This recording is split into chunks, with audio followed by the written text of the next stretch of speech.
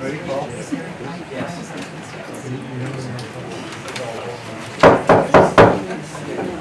Call the Newport City Council meeting to order for Monday, October 7th, 2019, 6:30 p.m.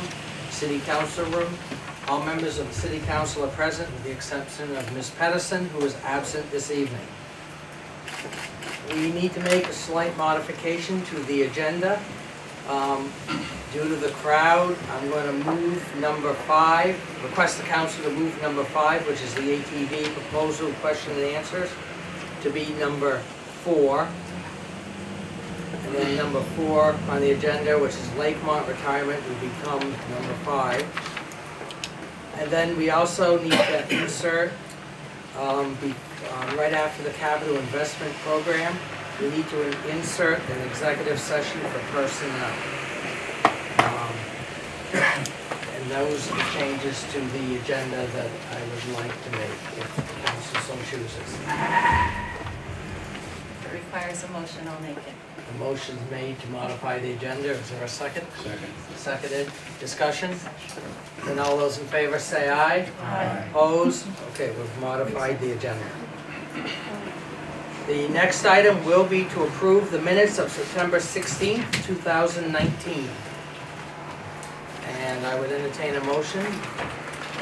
Motion to approve the minutes of September 16th, 2019. As written. Motion's been made. Is there a second? Second. Seconded. Discussion on the motion. Hearing none, all those in favor say aye. Aye. Opposed? Ayes have it. Motion carries.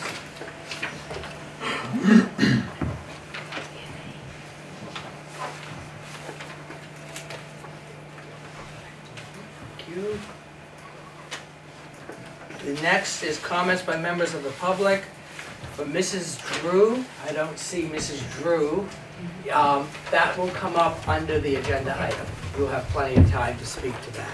Okay. Then we have Ruth Sproul, Planning Commission. Do you want me to stand here? Is that, okay.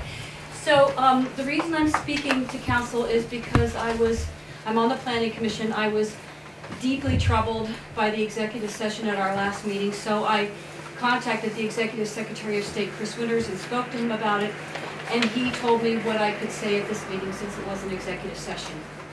And what I can say is talk about the process and how it made me feel. And the process was this.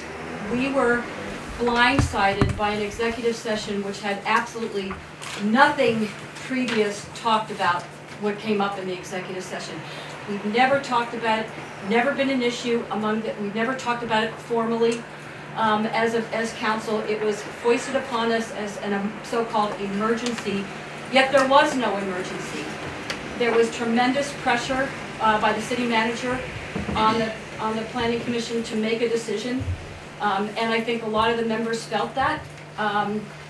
The biggest problem was that we were not given, she wouldn't allow us to get the information that we needed to make a proper decision.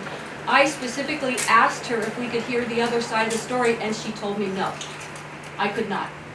And to me, that's wrong. If you're making a decision of this importance, you should know the whole story, not only the city manager's side of it. And so, in the end, and there were other suggestions made by other members of the committee, alternatives to what she was proposing. She shot them all down. And in the end, I think the members, I can't speak for them, but they felt that they had to vote. So you see the resolution in the packet of the vote. I voted against it because it really, really bothered me. I felt it was wrong, I felt it was unethical, and I thought it was deeply, deeply unfair. So that's all I have to say. Okay, thank you. Okay, we'll move on. The item will be the ATV proposal questions and answers. And we have Scott Janess here to answer questions. But before we get into that, I just want to say a couple things on the topic. This past weekend, I went camping in New Hampshire for the first time with my camper, and I got to experience ATVs firsthand. I got to see how they were going to the local grocery store firsthand. I got to see firsthand how quiet they are. The ones that, I mean, the campground I stayed at was Coleman State Park. It's right near an ATV trail. There must have been 50 to 75 of the ATVs went by, actually right next to where I was camping. And I could carry on a conversation just like this when they were going by. So they were much more quieter than what I had, what I had been led to believe. And I had a chance to speak to several of the groups who went through because they were stopping at the campground to use the restroom facilities because it's right on the trail. And the New Hampshire Parks Recreation person who was overseeing that was telling me how much New Hampshire really caters to the ATV groups. So I had to chat with some of the people who own them and were using the trails. They're very polite. There was no, what I consider, excess speeding or anything like that.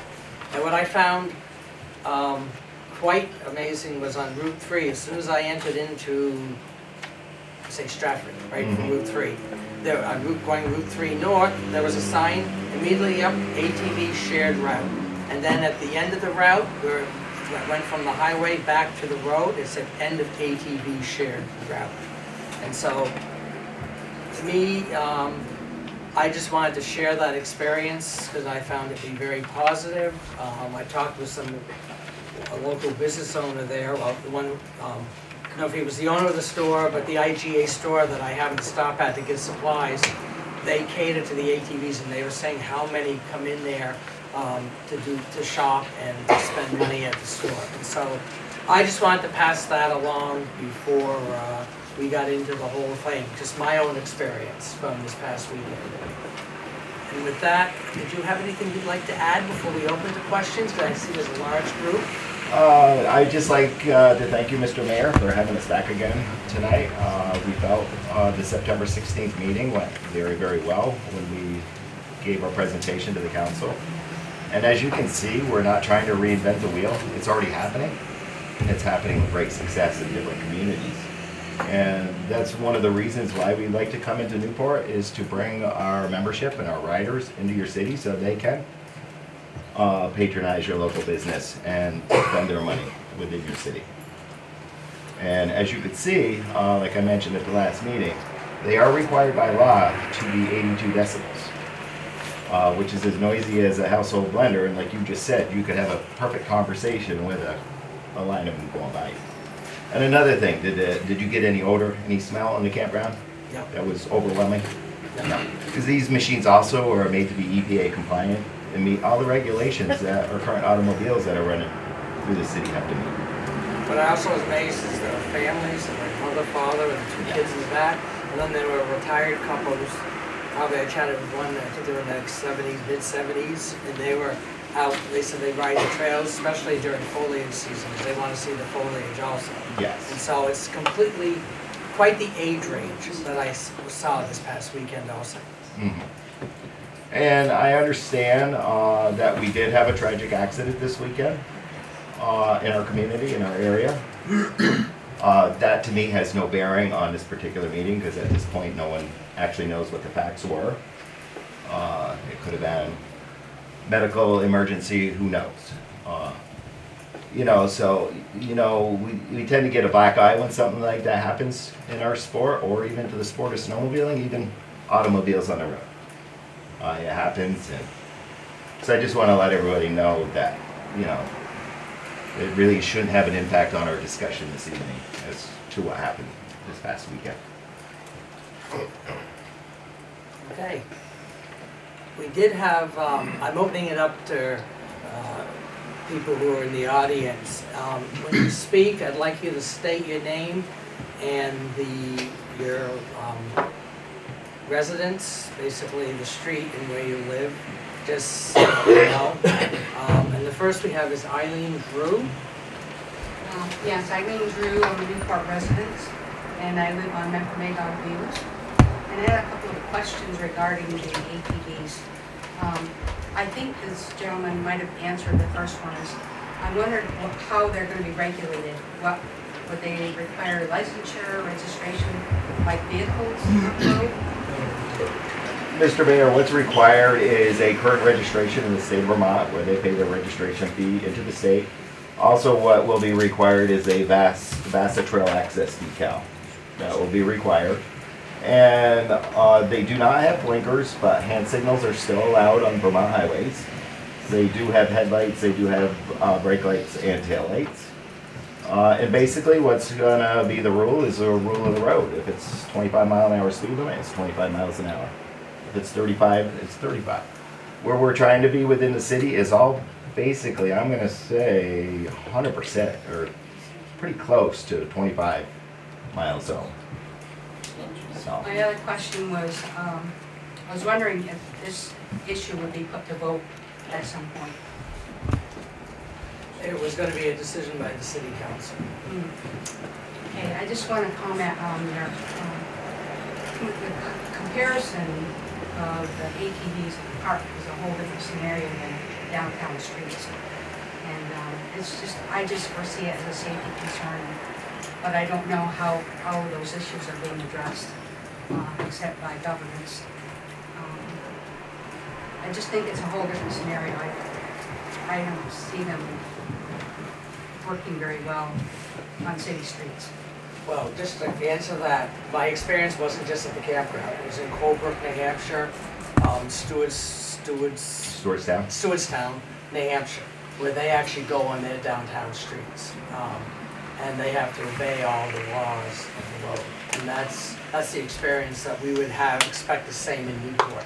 Our police, Travis, the chief is here, and I believe they've reviewed the proposal and they support it. The police did support it because I feel it can be easily enforced. And there's going to be a time frame. What was the time frame? I can't remember the time. this season? No, there's a season from season, but during the daytime it's what, from 6? Curfew. There's going to be a curfew, so it wouldn't be 24 hours. 7. Well, the noise wasn't so much a concern, it's just a safety issue, I think. Okay. Oh, okay. Thank you. Other questions from members of the audience or comments? Yes. Talking about noise, 82 decibels is a freight train at 15 meters, car wash at 20 feet, propeller fly plane at 1,000 feet, diesel truck 40 miles per hour at 50 feet, diesel train at 45 miles per hour, food blender 88, milling machine, garbage disposal. I guess what I'm saying is that some of these routes, and I'm not totally against it, but I'm thinking some of these routes, some of these houses are 10 feet away from the road. And I can anticipate you've got a line of how many, maybe it's just 1 or 2, but maybe it's 25. And those people, the zoning bylaw says that Newport residents have the right to peace and tranquility in their homes. And I'm wondering, is this going to contribute to that? And shouldn't the people living on the proposed routes be individually notified that this is in the works, since it'll be a huge change from what they're used to in their homes? And the proposed route is about 100 feet from my bedroom and kitchen windows, and they'll most likely be open in the summer. And what am I going to hear and smell, and what kind of dust is going to come in? Is that going to contribute to the tranquility in my home? And and then also it said that a reading of the performance standards section in 425B of the online version of Newport zoning bylaw speaks of 70 decibels for new construction, specifically 452.02A. Are the ATVs going to be held to a different standard of disruption of the citizens who live in Newport? And this might bring business to some people in Newport, but at what expense to everybody else? Will it drive away other visitors who spend money and come for the natural beauty and pristine nature of our area? How will it affect everyday citizens, most of whom are not business owners in the city? In fact, how many business owners live on the proposed routes? Some of the pictures of ATVs in the proposal in other towns show that there's no room for anyone else. Could this push out local people or other visitors like Canadians who flock down in groups on their bikes? And who will enforce that they adhere to the designated routes and sound parameters? The police have a hard time keeping up with what's going on right now without this additional demand. I currently had motorcycles zooming up and down my street all summer long, which were very loud and very fast, and I have yet to see a police officer stop them. So, will this contribute to the city's brand of genuine by nature? It's hard to imagine that this would happen, and anyway, as I say, I'm not totally against it, but I think that sound and the routes that are being proposed need to be looked at a little more carefully so that the people who actually live here are not disrupted in their homes. I mean, they have a right to be tranquil there. As far as the sound, they're no noisier than some of these trucks that go by Main Street. The trucks every aren't day. allowed on downtown streets. They have to take Well, country. no, they go on 3rd Street. They're allowed, let me finish, please. Okay. They're allowed, some of these local trucks that go up and down Main Street are louder than the ATVs. Motorcycles that go through town are very loud compared to ATVs. Look at the car mufflers. Some of these mufflers that are on some of these But vehicles. that's what I'm saying, Paul. Well, no, what I'm getting at is these aren't louder than that. They're much quieter than those. I know, but if the police can't control those, how are they going to control the outliers? And I'm not saying anybody in this room is riding a machine like that, but there are going to be outliers, because there always are. And who's going to control those outliers? That's the only thing. As I say, I'm not against it. I think it could be good. It could be a win-win for everybody. But you need to think about the people who really live here too, and live right on those routes, and what it's going to be like in their houses. It's like you've got one truck, or you have 25 machines going by. You know, that's all I'm saying. It's just to think I'm about. gonna let you address, Scott. I'm gonna let him. Oh, go ahead. Yes. If, like he says, an outliers, let's say somebody modifies their bike, or their ATVs, so it's really loud. You know, they go to motorcycles. Can you speak up, Can you Mr. pull their Ross? membership? We can definitely pull their memberships for sure. So if you have an outlier and they get reported several times, Yes, they don't want it. then we pull their membership, yes. And we do have the sheriff's department working on the trail system, which they will be coming to the city, also enforcing that, and they do use a decibel meter that they do have on board. And I know what she means about noise, because, and I think the young people behind you can tell you the same thing. Where I live, I receive 60 decibels continuously from one of the manufacturing facilities. And sometimes, you know, if you're out in the yard and you're having a normal conversation, it's okay, but if you're sitting out there and you're thinking it's going to be quiet, it's not. Right. You know, So anyway- so decibels can be irritating. I printed Exactly, these up and just so it's you no can think about them. louder typically than your average highway noise that we can hear right now with our windows open. It's typically no noisier, and, I mean, we're not, guys, we're not gonna have parades and parades and parades through your city. That's not gonna Do you happen. want one of these two? We're probably coming in small groups, come and patronize your business and leave in small groups. We're not organizing rallies to loot through your whole city. That's not the plan. Mr. Charbonneau. Two things. Under state law, it's illegal for them to modify it to make it louder. And secondly, you forgot to mention that they're going to be required to have insurance. I think that was in the policy, which is a little bit more restrictive than state law. So those are two things to keep in mind. They can't get louder than 82 decibels, and they're going to be insured and registered, much like automobiles. And yes, there will probably be those idiots that just do whatever they want between the police, and they would be happy to have the police stop them rather than, you know, other club members, because I'm sure they're not going to be as gentle. That has been my experience. Okay. As far as the businesses, I think you made the comment about the business owners that don't live in Newport, but they still pay taxes in Newport, they're trying to run a business in Newport. And so my response to that would be, we as a council have to try to do what we can to help the current businesses here. And this is something that we're gonna try it for a year, see how it goes. We tried it with the snow machines coming in off, and that worked well. That they actually, this past winter, they came down, they went to the east side, they went to Hoagie's, they went to Lagos.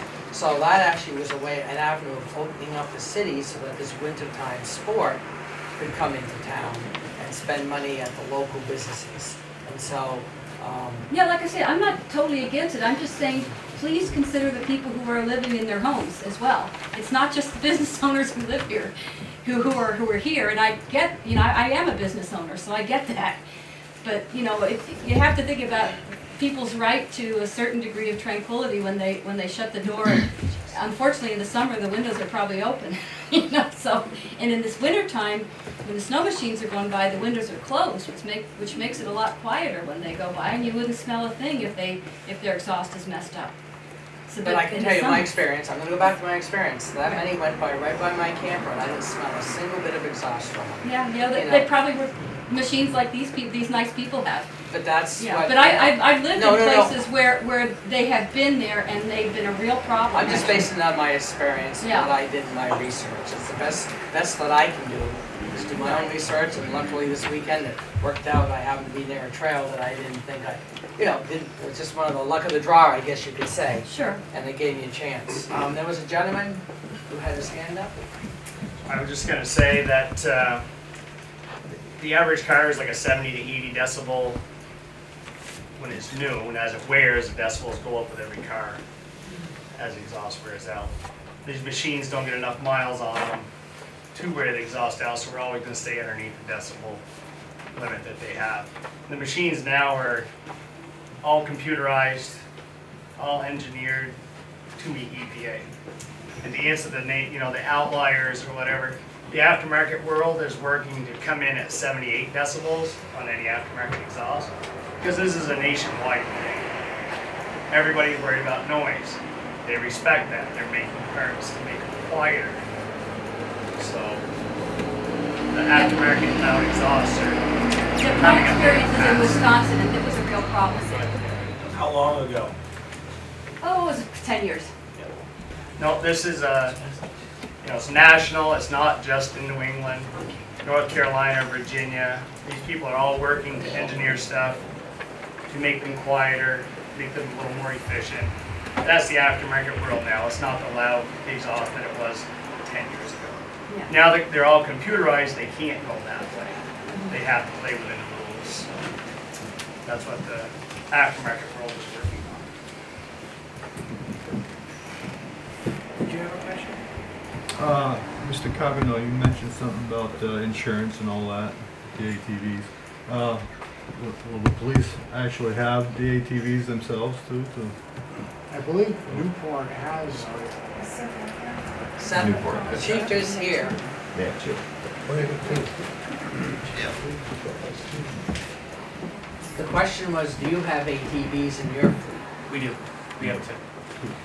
and I think enforcement would be a combination of ATVs and stationary cruisers. Both. And the sheriff's department is who you rely on. We also. contract on the sheriff's department now, and they have it side by side with 2 deputies on the trail. I'm gonna let other people before I go back Just a to you. quick question No, let me, about I'm that. gonna let other people go first, because they've had their hands up, then I'll go back. Yes. I'm Christine Russell. I live on Penny Lane, which is down off of the Glen Road. And I am a city resident, and I am an ATV rider. Unfortunately for our family, we do oftentimes go into New Hampshire because of our ability to get to trails easily, not having a trailer anywhere. So for us, this is a really huge opportunity for us to keep our money here in our city. I, for one, I know you were concerned about the safety. Driving ATVs in New Hampshire, I've never ridden a motorcycle. I have no interest in riding a motorcycle, but I would imagine that it's very similar. You know, you just kind of flow in and out of traffic as a motorcycle does. I, and probably my husband would agree that I'm a little bit of a crazy driver in my car, but when I'm on an ATV, I'm much more cautious. I think because I'm more exposed and I feel more vulnerable. I almost always have my children with me in our side-by-side. We carry insurance. I think we have full coverage on both of our vehicles.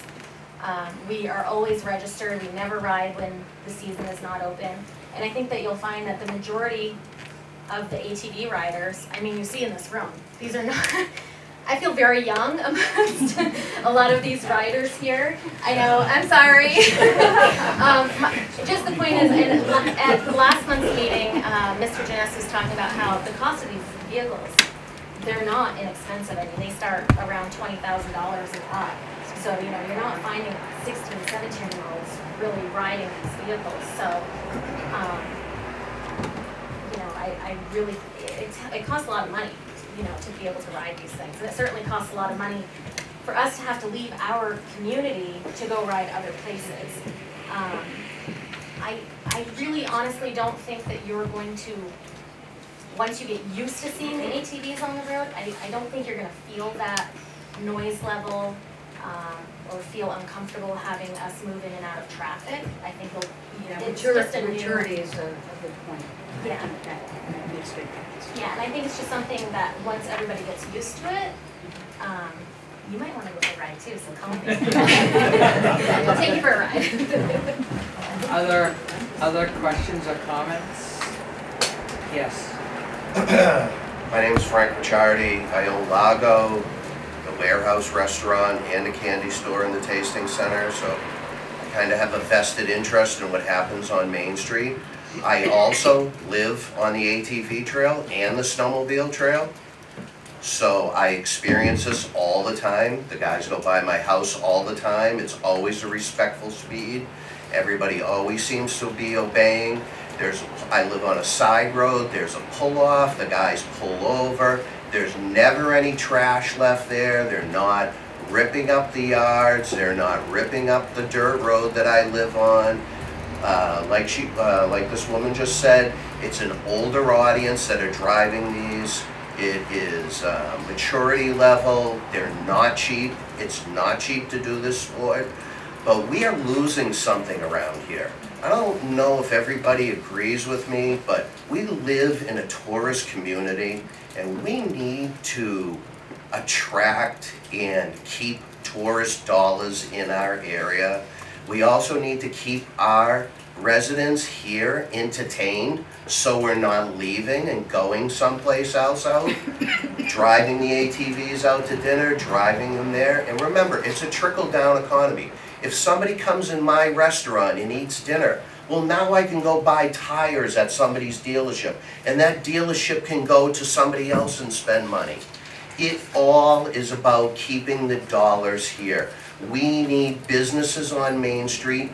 We are not going to get people opening businesses foolishly like me, 3 businesses on Main Street, unless we bring more people down to our area. We're not going to attract more people to open businesses. Who's going to sink money into businesses here if there's nobody coming down here? We have to open our eyes. We have to sit back and say, okay, change. Nobody wants things to change, but we have to open our eyes and see where the future of this town is going. Okay, we lost a lot of things a few years back. We don't need to get into that discussion.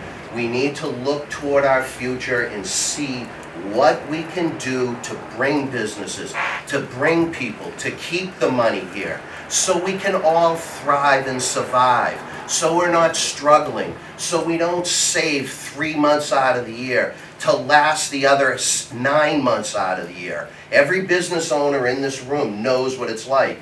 You do business 3 months out of the year, you save all your money to survive the rest of the year. Well, it would be nice to be able to get, during the off-season, other people downtown, other people in businesses, and not necessarily in my business. Like I said, if they're spending money at the gas station, now the guy who owns the gas station can take his wife out to dinner. Now he can take her here, now they can go here. It's all about keeping money here, opening more businesses, and being friendly to tourists and tourist dollars. This is like a huge problem that we face here on Main Street, that we face in Newport. We don't have a city that's close enough to us, so we're not surviving off city money flowing into our community, like Vermont communities are closer to New York and Boston, and so we need to do what we can do to bring people here. And everybody And yes, it may inconvenience you slightly, but everybody has to open their eyes and welcome a little bit of change for the greater good of everything. You know, a splash pad is wonderful, but a splash pad only adds to our community. It doesn't bring money into the community, okay? It makes us a better community. We have a place for our kids, we have a place to go, the park is done over, it's a great place to hang around, we have venues, we'll have parties there, but that's only for local people. If you're not looking outside the box to bring other people here, then we're just barely surviving around here. And this is a problem. And this is why this is good for everybody, not just business owners. It's good for everybody, whether you own a business, whether you don't own a business, whether you pay taxes in this community.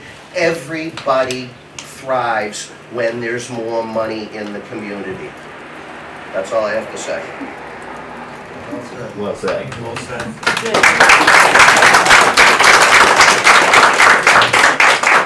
Others?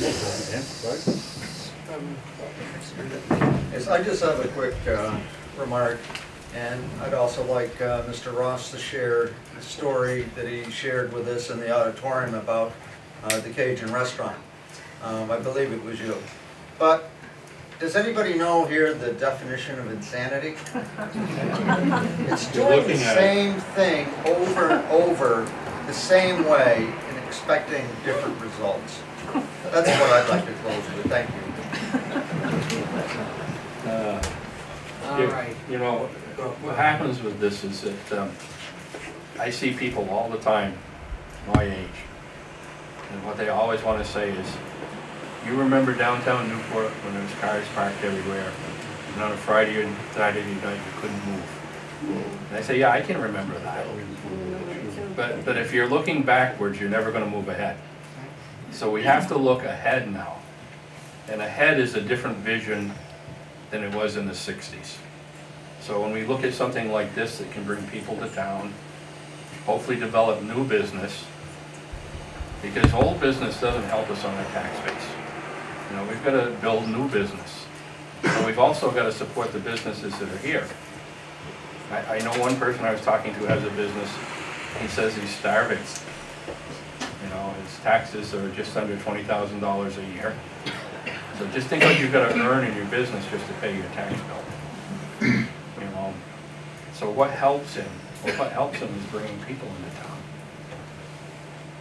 creating more people for his business, more people for a restaurant. So the vision that we have has to grow with what's available today and not what was available in the past. The past is gone. And Newport has gone through a lot of transitions. You know, it went from a lumber town to a railroad town to the business center. And now we've gone through a little slump, and now we've got to look at how do we come back? You know, what's the next vision? And this is really part of that vision. So that's why I like the idea. And it also, just to piggyback on that, we're focusing on the outdoor recreational economy. Well, outdoor recreational economy is just not biking, hiking, boating, kayaking. It's the other part of the outdoor recreational economy, which is the ATVs, the snow machines. That's the other aspect of the outdoor recreational economy. So this just all ties into what we're trying to focus on. You know, it does. Because it's, people think of, you know, recreational economy is just biking or hiking and that. No, you've got this whole other aspect of snow machines and ATVs on the outdoor recreational economy.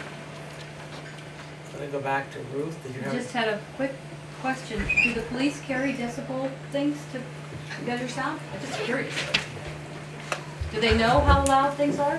You And can have that it wouldn't on just be your for app. ATVs, but also for the motorcycles. Our ordinance is Yeah. 10 decibels. Our sirens are well in excess of that, so we don't carry decibels. I know the sheriff's department has one for ATV. So how are they gonna know if somebody's, We wouldn't enforce it. you wouldn't enforce sound? No. So what good is an ordinance if it can't be enforced? Agreed.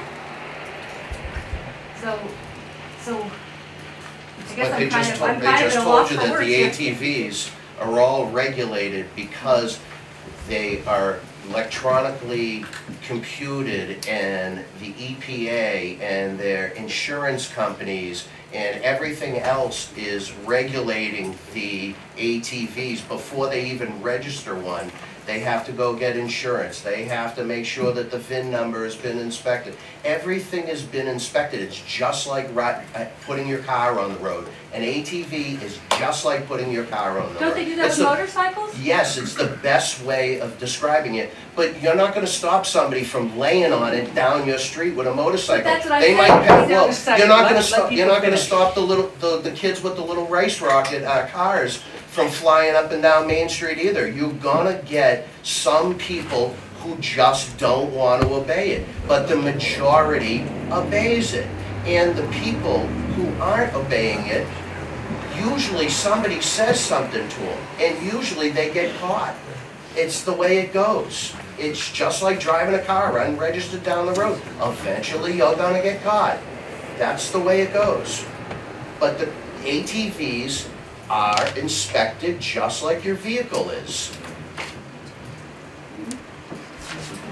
Go back to you and then. Yeah, I just have one more thing. The ATV world too, we're all about community. It's an ATV community.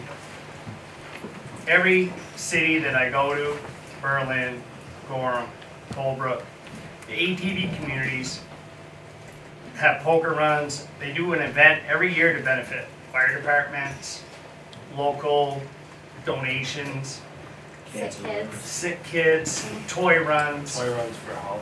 So not only do the ATVs help the businesses, they help the fire departments, they help everybody in the community as a thank you.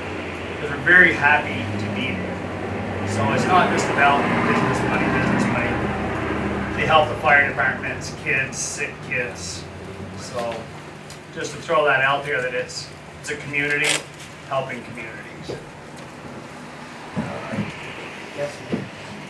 Yeah, the thought that's going through my head is if you do vote for this, is that some of these side roads, that these ATVs are smaller than a car, and there are some side roads that it's hard to see cars going by, so if those could be cleared out of debris or brush, whatever, bushes and stuff, because those things, they're smaller than a car. And there's streets I have, with my car, I can't see cars coming around the corner. So, Coventry Street especially. A regular razor, which most, I would say, 64 inches wide, and it sits up higher than most people's cars. I mean, my machine, I don't know exactly what the footprint is, but it's bigger than some cars you see on the road.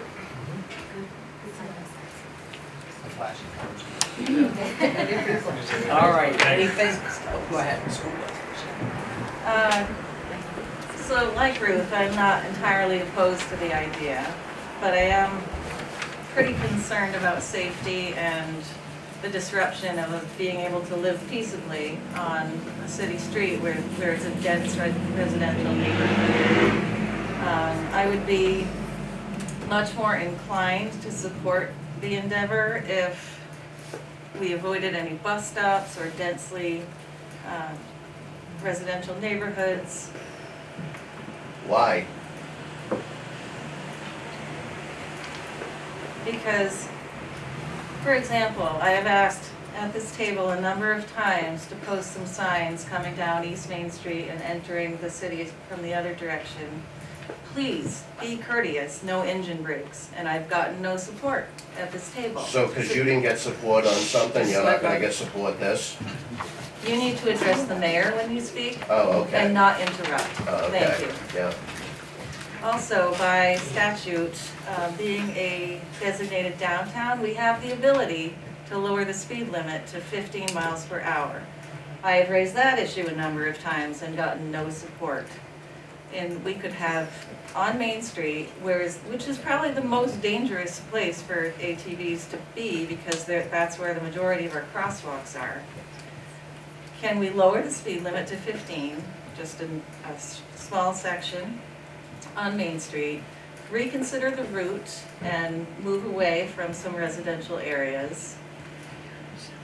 And also, 80 decibels is actually twice as loud as 70 decibels. So when we're talking 70 to 80, it's twice as loud.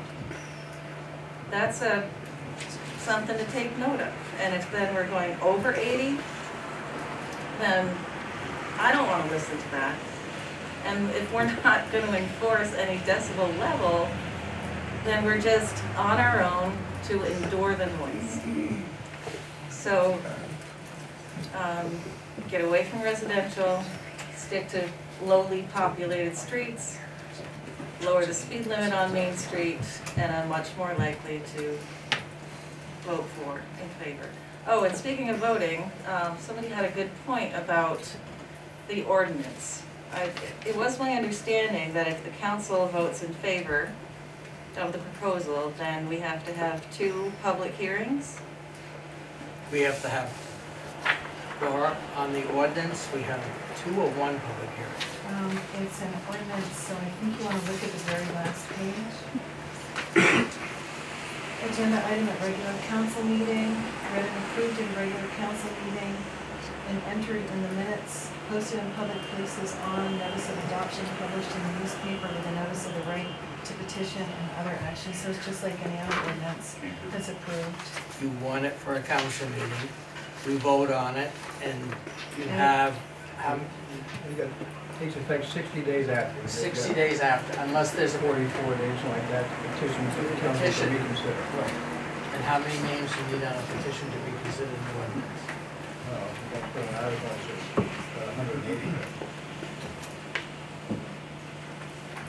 Thank you. And I understand that process, but I would also prefer to see it be a public vote, because we're not hearing from everybody. I can't tell you how many people I've heard from that are saying, please don't do this. Well, I've heard from the opposite. I've We heard do people, represent different sectors. well, but I've asked a lot of people throughout the community, and they see no issue with trying it for 1 year, just like we did the snow machine. You know, we tried that for 1 year to see how it worked. I have no issue in trying this for 1 year to see how it works, and that's what we're doing. We're trying it for 1 year, and then we're gonna come back a year from now. Well, the decision hasn't been made yet. No, but what I'm getting at is, it's gonna be a 1 year. Now when you say you hear nothing but good, I live on the Glen Road, and I've had several of the people live on the Glen Road that are very unhappy about this. And they're not unhappy about the noise, they're unhappy about the speed.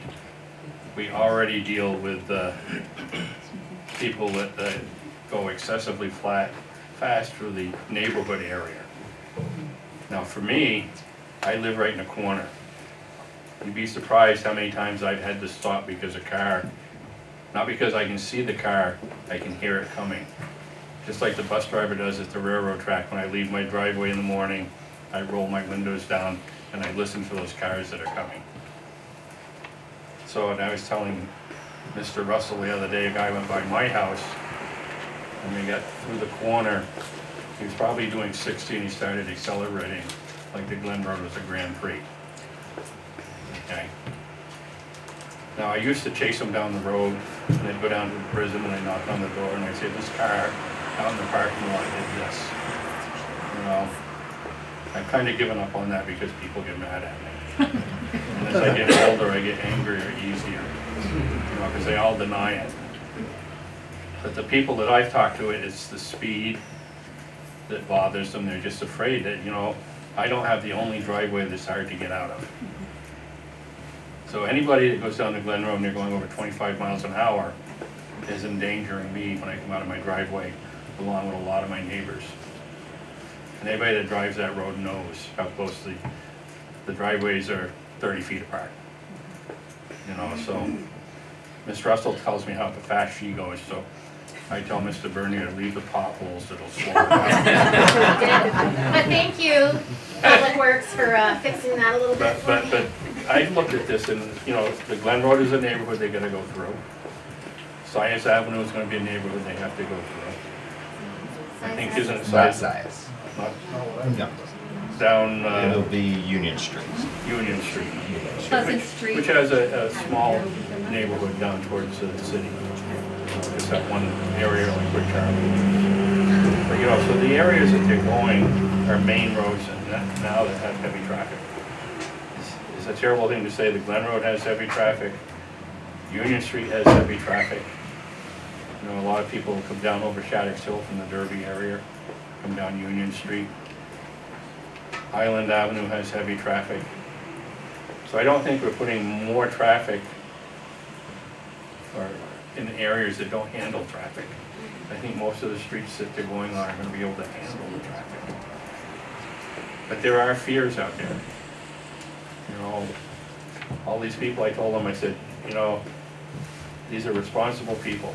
They're no different than us in it. You're going to find these one or two that won't obey the rules, but in general, responsible people obey the rules. I don't want to lose an opportunity for our community. And I think, you know, you have to pull out on the same corner I pull out on. So. Too fast. Pretty You fast, can always something. tell when the prison gets out. That's all I gotta say. Yes. They need to have a few of the city police down there just stopping. Because yesterday I almost got hit coming around that track corner because they were coming so fast. And Well, it's it a might be time 25-mile for zone. Well, it might be time for the chief to have a little chat with the, if he's still here, have a chat with the, whoever's running the Warden. place, the warden, because that's worked before. You know, there's always a fear of the unknown. Okay? If you've really looked at this and done places where they are, it'll alleviate that. You know, you go over to New Hampshire and spend a day where they're driving on the road and stuff. You're gonna find they're more courteous than the people in the cars are. All Just right. for me. All right, anything else? Using the snowmobile issue as a comparison isn't really, that's apples and oranges, because snowmobiles are allowed on one residential street only if the lake is unsafe to drive on. And that one street, Broadview, is mostly populated by seasonal residents.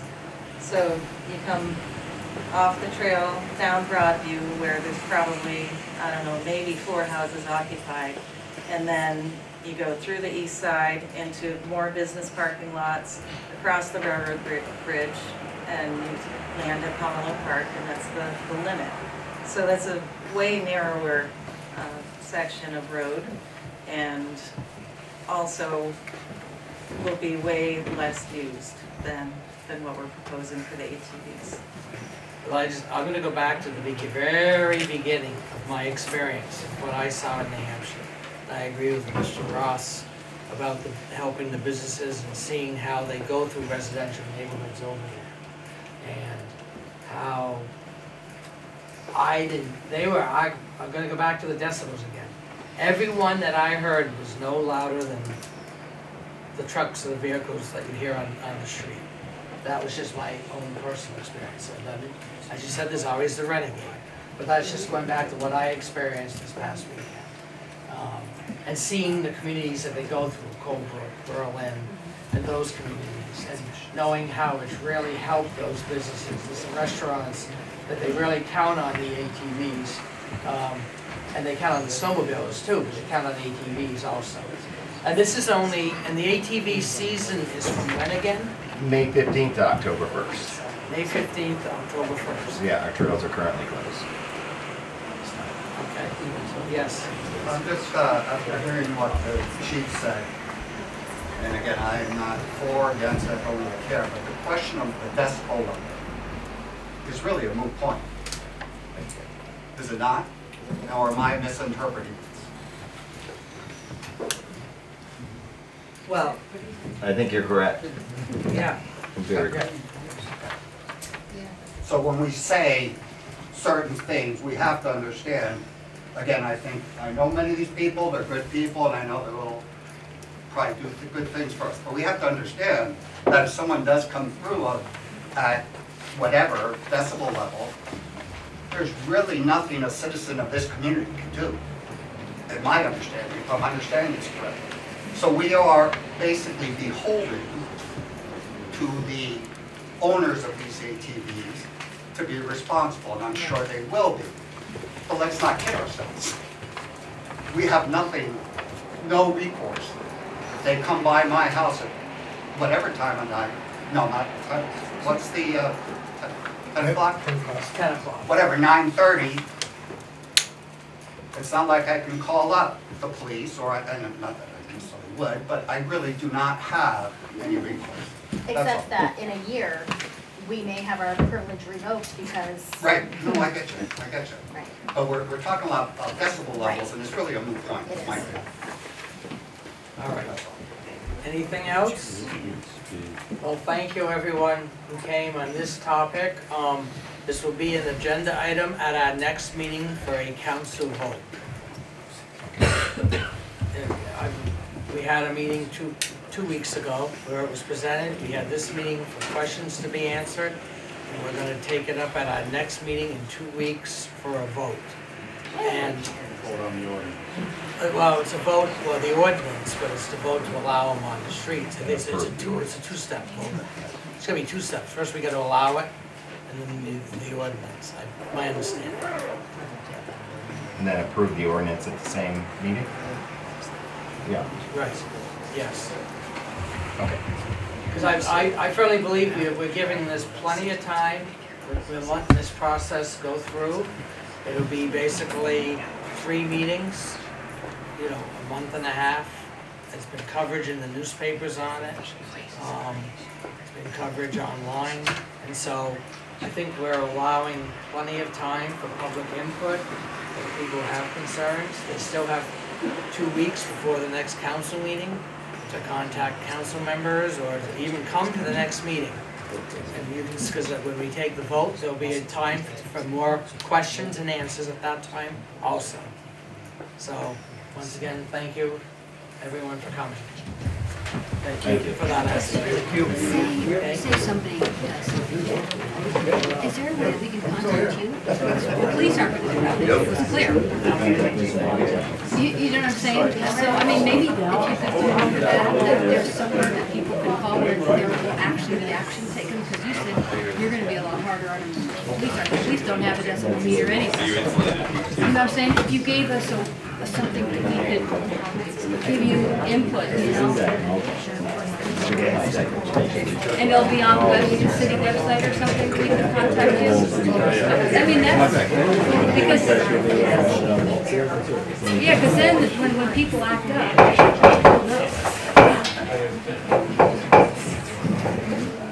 We'll continue on.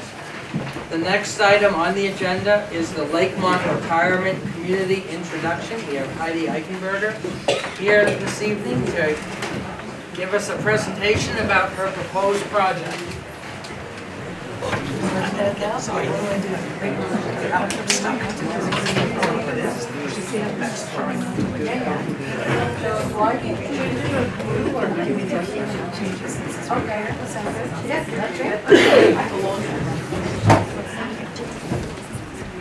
Hello, everybody. I'm Heidi Eichenberger, and I, along with this other insane person, Paul Dreyer, and my husband, who just backs everything, which I'm grateful for. The big purpose of this meeting really is just to reassure people that we're still going forward with our retirement home.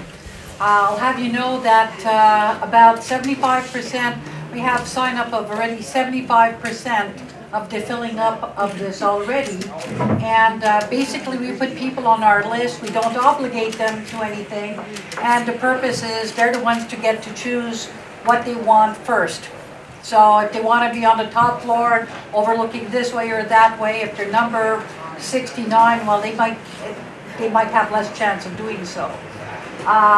So far within the community and from outside of the community, we're getting a lot of positive response. We have people booking all the way down from St. Johnsbury, and I think one of the big attractions is that there's not a whole lot of assisted living around. You go directly, a lot of times, from being in your home to nursing home, and there's a whole lot in between. And sometimes, you know, you might be sick for a little while, or sometimes you just need a little bit of help. So this is what the whole idea is behind our retirement community. It's for the community, it's for Newport and the area around it. You can switch. This here is our team, and in there you've got Paul and myself, and then you've got Kingdom Construction, you've got Trudell, who are the civil engineers, you've got Jared, who's a structural engineer, you've got Rob Anderson, who's local, and he just wants to make sure we are very energy minded because of him and Paul. We're probably going to be putting solar panels on the roofs, and we're going to make it very energy efficient. And we have the electrical mechanical engineers. So this is the big picture. We're not going to concentrate on the big picture, and the rest of it, aside from the first phase, is just so people can see generally what we're going to do with the property.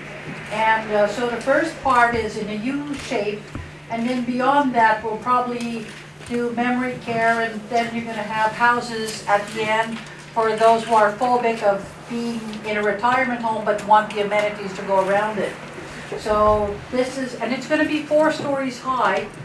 4 stories high with elevators. So one of the reasons for it being so high is it enables us to have more green space and more walking space. So that's why we're building high, and we get better views. I think we haven't taken a drone up there, but we are speculating that on the top floor you'll actually be able to see the lake. So that's what that is. Again, this is another rendering of that. So the circumference on the top part is because it is wetlands. We have a certain amount that's wetlands, and we don't mind. We think that's great. There's nice big trees and everything, and you have a 50 feet border between the two. Now, if we could only put signs that deer are not allowed to go beyond that because they'll eat all our plants, but that's neither here nor there. This here is a rough idea. This is Paul's rendering here. We'll probably country it more. It'll be more rustic and look a little bit more kind of like some of the resorts that you see in Stowe. So the idea is to blend it in and, you know, to make it more country-ish. So you see there's 4 stories there, and on the ground floor we will have shops. We're looking at a convenience store. We'll probably, we're going to cater to see if like a Kitty's or a drugstore that have all the other parts in it, and they make a lot of money on the drugs, prescription drugs as well. And while a big entity like ours normally they get outsourced by a big company, we want to do everything we can locally. So we're hoping to get something like that in. The hospital, we're talking to a couple of doctors, and while we're so close to the hospital, especially in winter, as a lot of you know, sometimes it's hard to get to the doctors and everything, and we're hoping that, I know there's a doctor who said, oh, I'll go see my patients there, it's concentrated, or maybe have a physician assistant be able to go on the grounds for people who need extra help. Now, obviously, the staff and everything will have RNs, RPNs, and every kind of aid. And because there's a restaurant there, so we'll have full restaurant staff. And, ultimately, you're looking at this first phase where ultimately it'll house 200 seniors. You can imagine how big and how important the restaurant will be. So there'll be a lot of employment. It will employ a lot of people. I think there'll be a lot of people visiting, so it's really going to be a major facet, I think, to the community. Just switch that. This here is just another idea of what it'll look like. So this is the entire phase 1, but if you reduce, there's like a little indentation there. We're going to take that out initially. We had a feasibility study done. And while we had it for the entire 196 units, they said that within the first month it would be 80% full. Well, we know it's gonna be 100% when we want it, but you can't cram in 200 people in 1 month. I mean, it would be chaos. So we're gonna build this part first, and then because a good part of it is modular, it's kind of entertaining for people to see some of it while it goes up. So that's basically how we're gonna be doing that. So we have, on our plans, we have basically all the units already penciled in there. So when the time comes, when we're going to break ground, we will actually ask people to commit and choose, I want that apartment, I want this apartment, so they know exactly where they're going to be going. Okay, next one. We have 3 different forms of units. We will have the studio, which is basically a living, sleeping area with full bathroom and everything. And while some people will say, oh my God, that's small, when you look at the common areas downstairs, you're basically going to your apartment for peace and quiet. But with the amount of people that are there, you'll have a good chance to schmooze, and not always with the same people. So you're tired of these guys, you can go to these guys and so on. That would happen to me. The other thing is we are going to employ full-time licensed recreation director. And I think that's important because a lot of people don't understand what's involved when you're housing these people, cabin fever, winter and everything else. So we'll have satellites for people who have problems with not having enough sunshine in the wintertime.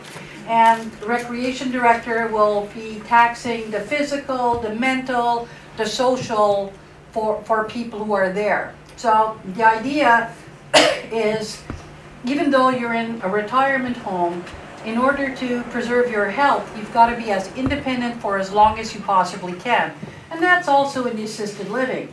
Now that doesn't mean that you're going to see these seniors mopping up the floor in the common areas, although it would be nice. That's not going to happen. Next, see the 1-bedroom. So the studios, they're obviously the least expensive, but they are the ones that will be also subsidized, some of them. So if you want to go into a 1-bedroom or 2-bedroom, it'll be a non-subsidized entity. So 1-bedroom, you could have a couple in it. You can't have a couple in a studio, but you could have 2 studios, and they basically can be annexed together, so it makes an apartment, but for some weird reason it's cheaper that way. And then the 2-bedroom is huge. It's very nice. You have your living area, and you'll see that there's 2 nice bedrooms. You have a kitchenette where you can have your dining room. And the dining room is mainly, I think a lot of seniors, it takes a little more help in the morning to get up, so they can have their coffee, their toast, or whatever without going down to the common areas. And the same thing would apply, in the evening, you want a hot chocolate or something, scotch, whatever you need. So next one. And I just put that there because it's cute, and we are pet friendly. And pet friendly in my vocabulary is, as long as you're not disturbing other people. So if you have a barky dog or a cat that wants to go down to the dining room, not going to happen. And that pet peacock, well, we'll have to talk about that one. So the thing here is, I could not do this without the help of everybody. It's not only the council, it's not only this poor architect that's been helping me from day one, or this poor husband of mine, but it's a community thing. We were talking to people who are visually impaired this morning, and we'd like the feedback. I mean, it doesn't mean that we can do everything to please everyone, but if we can help some people out more because they have special needs, we're there for you. So if you have any questions, now's the time. I have a question. Yeah? What do you got yet? Looking at your diagram, there's a big building there on the right as you go into your street. Is this going to be on the left of that? There's a big building. What do you mean? Aren't you going on Lakemont Road? Yeah. Okay. How far off it is from Prouty Road? Drive or whatever it's called? It's, what would you say, about a kilometer, half a mile? Okay, so it's down on the left of ways then? Yeah, yeah. Okay. It's, if you know where Bill Hogan's physical Yes, therapy, definitely. it's right beside that. All the people I've talked to said they're supposed to be where that building is, and I said, that's not a very big place. No. Okay, that's good. Thank you. Other questions from any council members? Have any questions? What's the cost? The cost varies, so it's an interesting question. Assisted living, and obviously it's not ironed out, but my hypothesis is that assisted living is kind of like nursing home. And what I mean by that is that if you can't afford the assisted living and it is what you need, at some point Medicaid can kick in, and that reduces that part by a whole lot. As for the rest of it, the studios are 28, the one bedrooms are 34, and the two bedrooms are 46. Now that includes everything but cable and telephone. So all your meals, all the heating, everything is included in that. Some people have insurance that also help pay for it. And as I said, some people will get subsidies, the ones who need it. And I think that works for a lot of people, because one of the things that the whole state does not really acknowledge is the fact that if you've even been a teacher all your life, you basically cannot afford to live in a retirement home. So we're very, very sensitive to this, and part of what we're doing is we're trying to work out a way to make this a prototype so that people can afford it, normal people, without having to worry about it. Can you just clarify those prices that you just said? Clarify? Yeah. It's the What do you price mean? per what?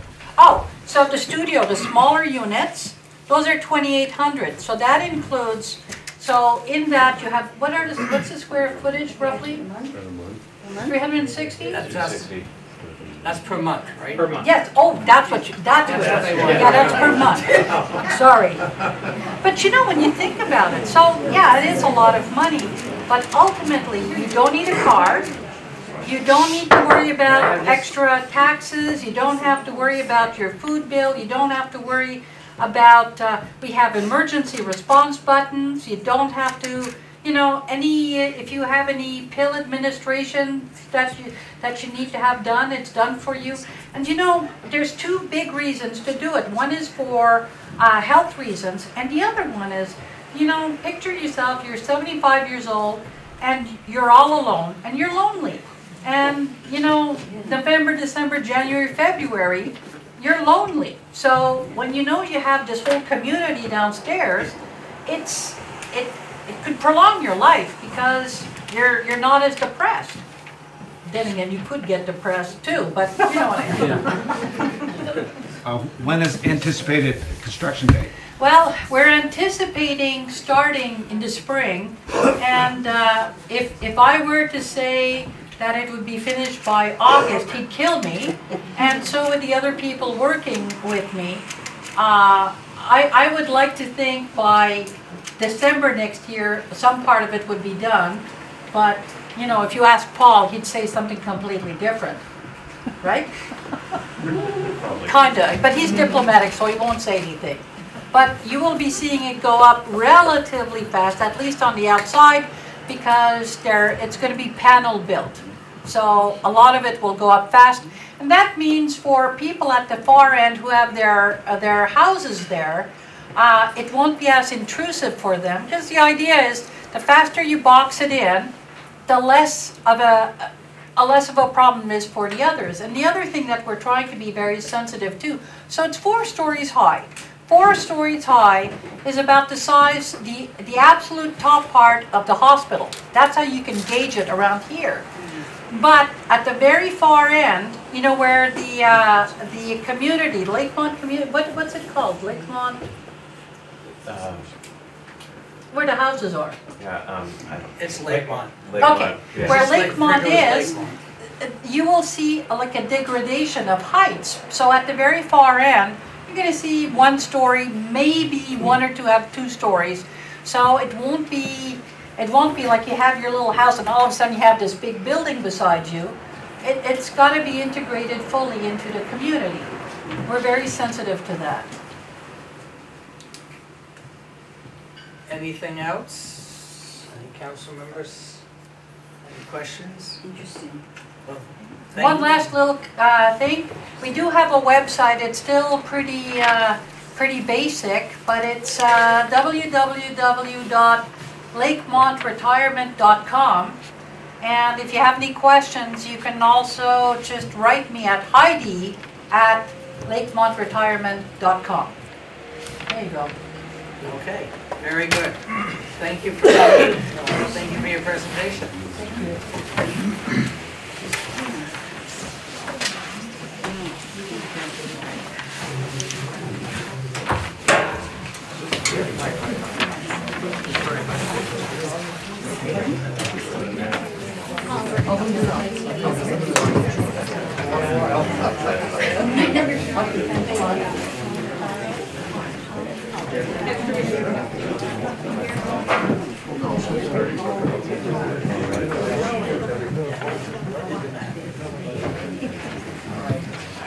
All right, moving on.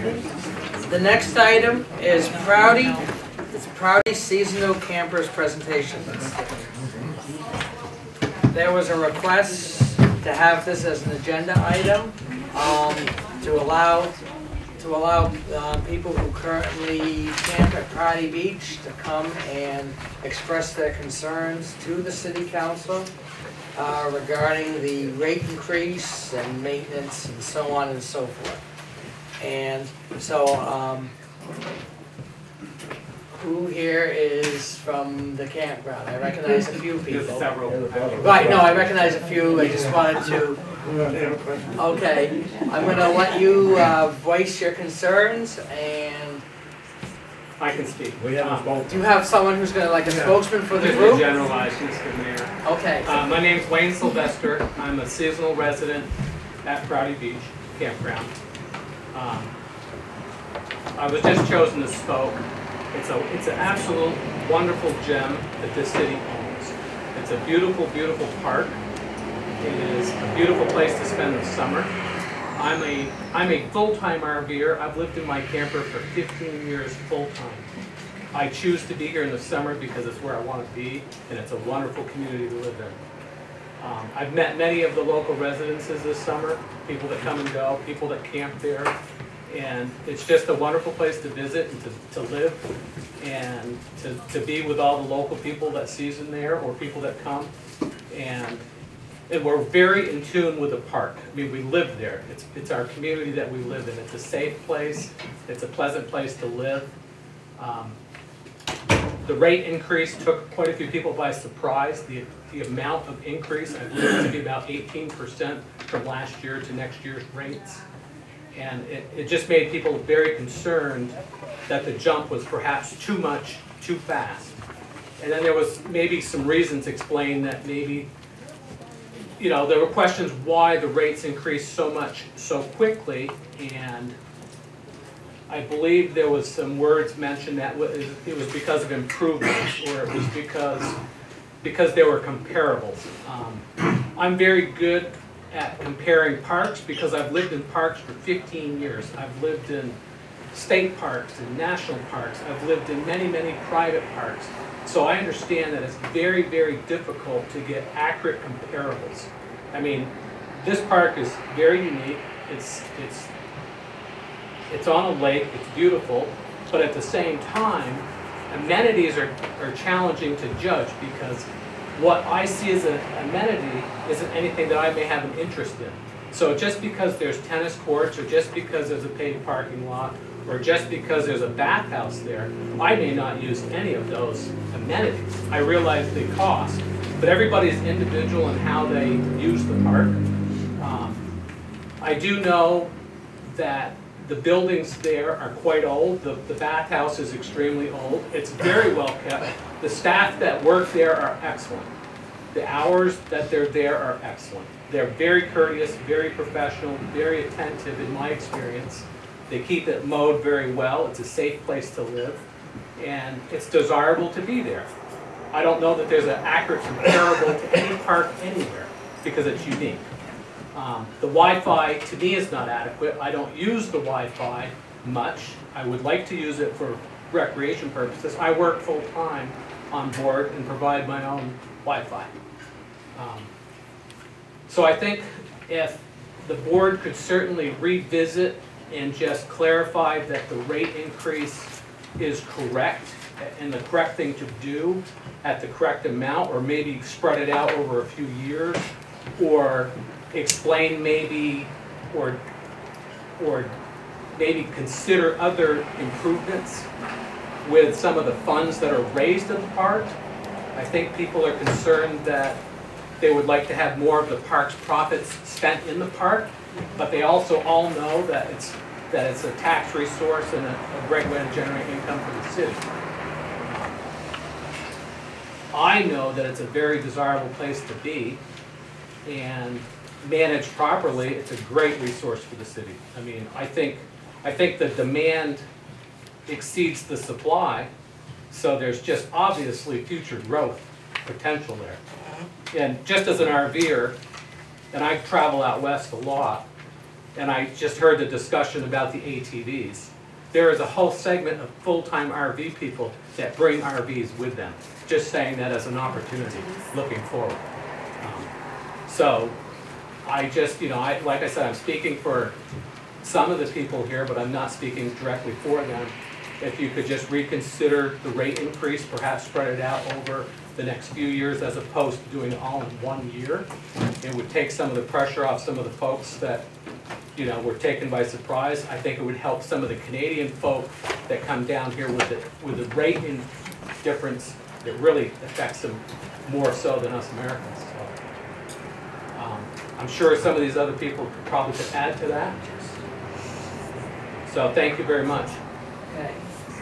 Could I maybe have Jess address what is going to be, what is the proposed maintenance or upgrade that can help justify the increase? Because I think that was raised the night the rates were proposed. I'd like to know exactly again what is planned to improve the amenities at the park. Sure. So actually, if you guys want to take one of these and pass them around. The biggest reason for the increase, now at the last meeting we talked about the numbers and what the changes were going to be, and acknowledged that it is a pretty substantial increase. And there was a few different reasons for that. One of which is the costly infrastructure that's coming up. So one of the things that we requested in last year's budget is the upgrades for the bathrooms there. It's a $70,000 project. $30,000 project for the campground bathrooms, which I think is one of the bigger concerns of the campers. We did put in some money for that in the budget. It did get trimmed in half to do it over the course of 2 different years, because it is a big number. So that's one of the ones that's happening. Of course, we're putting in the recreation path right now, rehabilitating the beachfront and doing the turf, regrassing that in, restoring it to a natural sand beach, do some landscaping and stuff there. And then you also, I believe, have a copy of the 5-year capital plan, so you guys can see, generally speaking, what types of renovations are planned over the term of 5 years that we're trying to move towards. That was some of the reason for the increase, is that we know that we have a lot to do over at Prouty Beach still, and there needs to be money in order to fund that goes beyond the taxpayer. So the other piece was that we looked at the rates that are across the board for us, and we realized that we're vastly undervaluing the services that we have there. So the reason, I noticed in the memo that these guys submitted, there's quite a few different items there that they'd like to see over at the campground, and I agree, a lot of these are really great ideas, but the challenge for the council comes into play where we have to figure out the revenue source that's going to help fund these projects. So at this point, you can see in this sheet that I provided for you, that's the comparison that we did for all the neighboring campgrounds and where our rates are. And the rates that are on there for Prouty Beach reflect the proposed rate, or what was voted on by the council. So you can see even at the proposed rate, we're still like on the bottom of the line. If you do look at the 2, I think, campgrounds that are there that are beneath us, they have very far less amenities than what we're providing over at the campground. So kind of, you can also notice on your rate sheet from last time that there was, in 2015, there was a 0% rate increase because there was quite a few reasons that the campers had that they didn't see that that was fitting. So we've made some progress already, but there's still a lot to do. So that was another reason for that increase. So $300 over the course of a year, that is quite a bit. But we have some catch up to do because it's been so vastly underpriced for so long. We've really been getting a heck of a deal. I was just skimming this. I guess I don't see, I know they're over at the beach, but I don't see how it ties into the campers as the baseball and soccer field. Well, and if you had a family or young children over there, then that would be an asset, you know, and so those are just things that are at our facility. Okay, I see what you're doing there. I was just looking at the others. And, yeah, Mr. Sylvester brought up a great point, that all campers use the amenities differently there, but the difference with Prouty Beach is it's a public park. So we're not only catering to the campers that are there, we're also catering to the community as a whole there. So they get the benefit of having those things there. Just because you're not a tennis player doesn't necessarily mean that you don't have to maintain the tennis courts that are there. Can I tie this into one of the other issues? Oh. So here's my concern. You know, I listened to all of this and I listened to all the things you want to do. And then I looked at the capital improvement plan. And there's no detail. So if you went into the capital improvement plan, you actually put some detail in there. Here's what we're going to fix.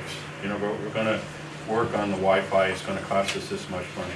We're going to work on the laundry facility, which is very old, right? Very old. Very old. Even though you put it as an amenity, it's pretty old, and it needs some work. So if you could actually show, here's the things we're going to work on over the next 5 years in detail, then maybe they would accept it better if it was in your in the capital plan. Yeah, and you can actually show them, and here's a goal that we have set. And then maybe they think, okay, yeah, the money, extra money is going to go to something that's going to enhance the beach and enhance our living style. So I think that has to be done.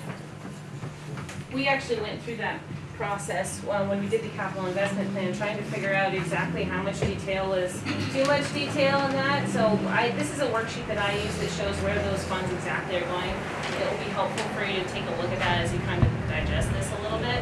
But a lot of the things that they had requested in their memo are not in that.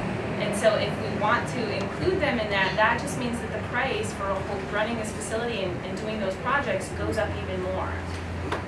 So right now the taxpayer, which over at the Prouty Beach there are 27 seasonal sites and there are 4 of them that are occupied by Newport City taxpayers. So what we're trying to do is offset the contributions made by the taxpayers and put a little bit into the users that have been getting a really good deal for quite a long time. The sentiment, then I'll go to you, Woody, after this. I'm Rudy Bianchi. I live on 24 Brook Street, Newport. I'm a seasonal camper there. I'm a resident of Newport. And we're talking about these increases. I can't understand one thing. The money that you people receive from the seasonals and from the people who come and rent by the week or a day, whatever, where does that money end up?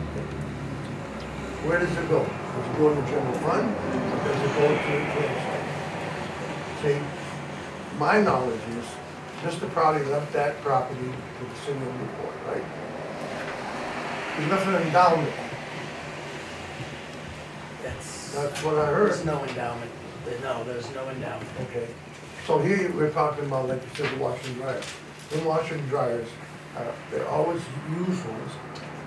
And every time you go to use them, they're broke. Every time. And there's more people now at the campsite than there were. And we still got the old machines. And what goes on, the people are in line. Why don't they get some industrial ones? And they're making money on the wash machines. Right. And the updates, they were gonna do all the sewer lines, all that's gonna be all done. We're gonna have cable come in. Never seen that. I mean, here, even the pipe, the water that comes into, that you hook onto, the campers here, and you gotta run that wire, his line, all the way over to the other end. Everything should be uniform, nothing. There's nothing that's been done there. Not a thing. And I've been there a long time. And like going swimming down by the Walt Lake, nobody goes swimming there because it's disgusting. So how can you compare our campground to somewhere else? And like at other places, they have miniature golf, they have this, they have that. We have nothing. To increase like that, if I'm paying more to stay there and I'm a taxpayer, that's not right. I'd like to know where this money's going. What department? Have you, any of the council people gone down and looked at the campsite and see what it's done? Has anybody? I go there regularly and walk my home. You just mentioned you went camping in New Hampshire. How was that set up? Well, that had no seasonal. This was just a state park with, no, there's no comparable because you can't use what I went to because it's just a state park. There was no sewer, no water. I boonddocked. Basically, I boonddocked. Look at Tree Corners, they got swimming pools, they got everything. You go Alpine, you go different places. I've traveled. They got everything and you pay for it. It's nice. They have a nice clubhouse. We'll show you what we mean. Right.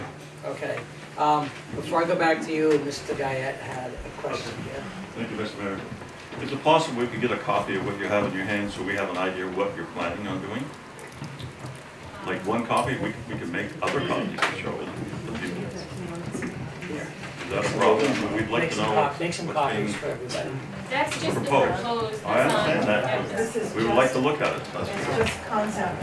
Nothing's been approved. all right. I mean, as a taxpayer, I tell you, it's not right, because another thing, you talk about bringing four-wheelers in, you got a nice area as you come in, on the left-hand side, they use it for football. I talked to an engineer from Goldsland Construction, you know how many campsites you can put on there? And then you're talking about bringing in four-wheelers in, they would bring more people there, and you could rent out more space, more seasonals, more everything, and then you wouldn't have to raise all this increase all the time. You got the space there, and he said it wouldn't take much to fix it up. Instead of doing all this other stuff, they ain't gonna amount to nothing right now. I think part of the problem was how it was turned over and the school can use those areas for recreation. So it's tied into the school, the soccer field and But they the do ball use it for field. overflow though. Campground uses for overflow, because there's always connections there already.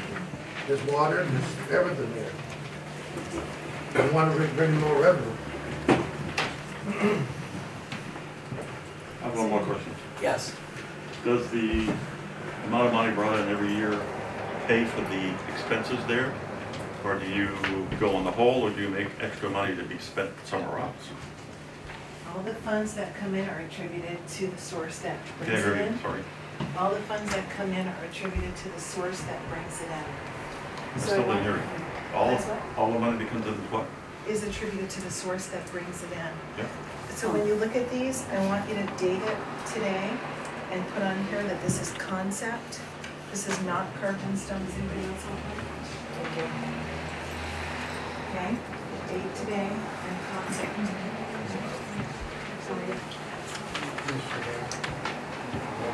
So as you look at it, it's the Prouty facilities. You have a sheet right there with you?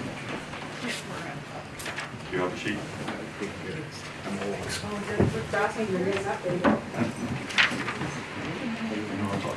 Yeah, so you can see, for those of you that don't have that sheet, for the FY 2021, and this is my plan as the Parks and Rec Director, what I will be hopefully asking for during come budget season.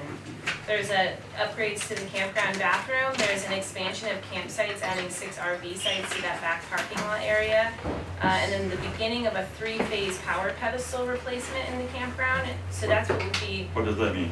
So the pedestals where you plug in your amenities, you have your water and your all that stuff, would be upgrading those. So the actual. Right now, we have, our sewer connection is on another person's property.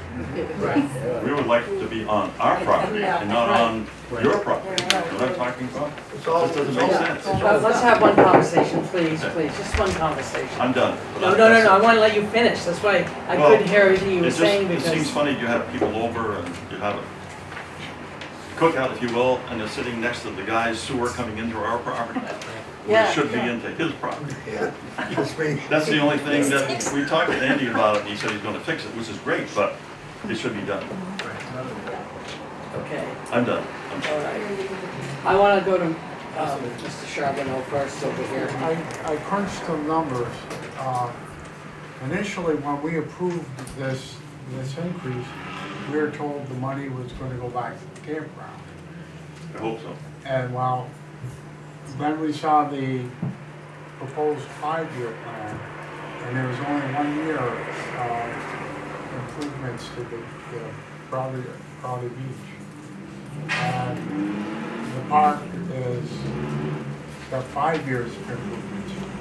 Crunching some numbers, just using the cheapest amount of increase, and I only did it for the seasonal campers.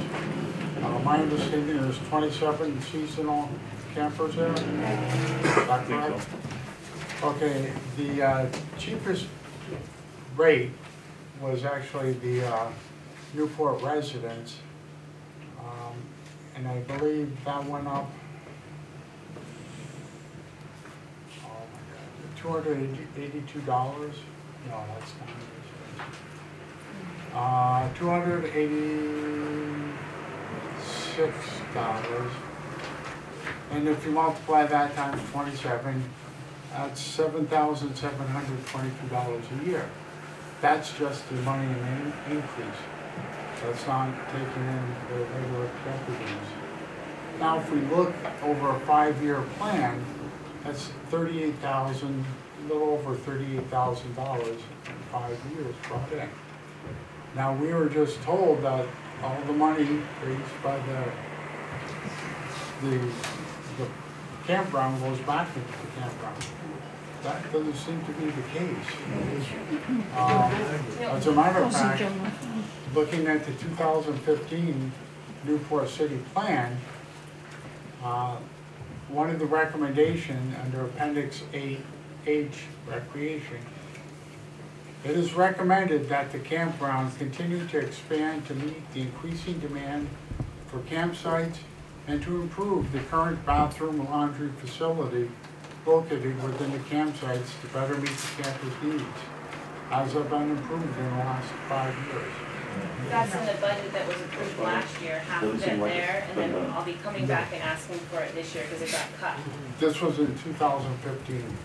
This was Right. the plan. If we look at this year's plan, we see 1 year with a detail for the Prouty Beach, and the rest of the time at the Gardner Park. Granted, it's wonderful and it would need improvements. But we have a campground, and I received a letter from one of the seasonal campers, and yeah, there's internet, but not enough bandwidth to support the users. The laundry facilities do not have commercial laundry things, so they do break down. He said, as a matter of fact, they go to pick and shovel quite often to do their laundry.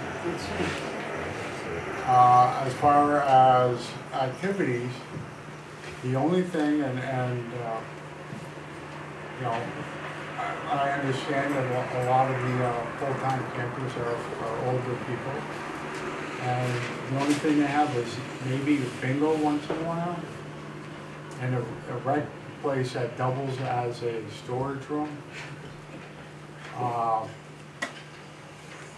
Quite frankly, if I had this information before the vote came, it would have been different.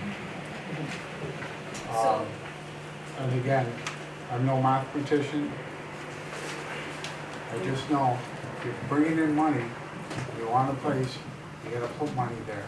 We had the same issue last year with the docks. Can't this be changed? Just a second, I want to let her respond, please. So I think just to clarify, the money, it's not an in and out bank account like your checking book would be. When you get revenue in for a facility, it goes under that category and you can see what you made, and then you have a budget that's completely voted on separately. So this is where the council comes in and says, yes, we're going to approve, or we're going to let this go to the voters. to put in this much money for this facility. So last year, I pulled the numbers, they're not totally official, I think, until we received the audit back, but the actual revenue that we received at Prouty Beach was $161,214 for the year. $37,500 were from the seasonal campers. So $37,000 out of the $161,000 were from the seasonal campers. The other $130,000 were from facility use reservations, transient campers, athletic field use, campground store, things like that. So about $37,000 a year are coming in for the seasonal campers. The expenses over at Prouty Beach, not including the capital projects, which are the big things like the bathrooms and all that stuff, are $107,000 per year.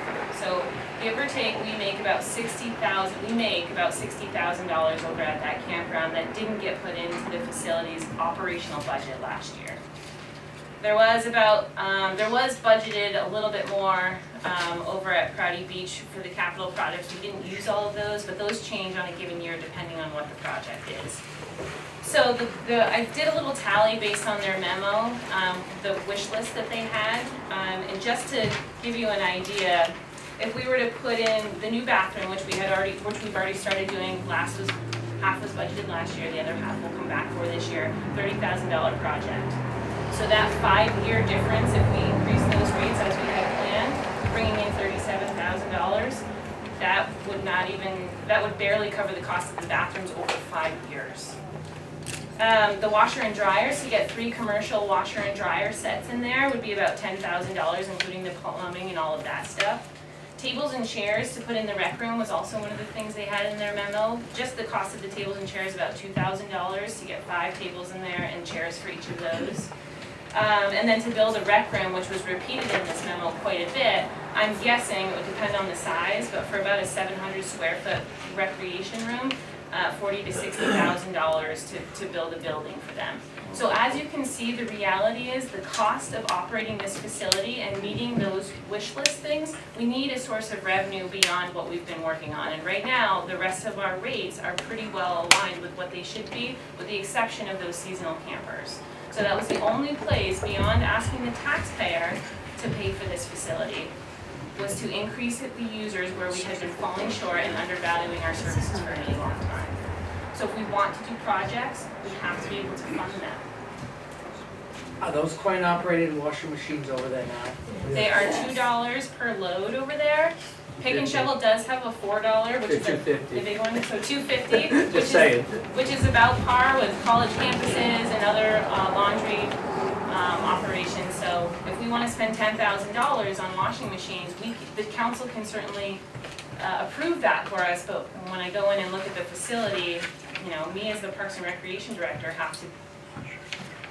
But don't you capitalize an item over, like a business will buy something, and they'll capitalize it over a period of time.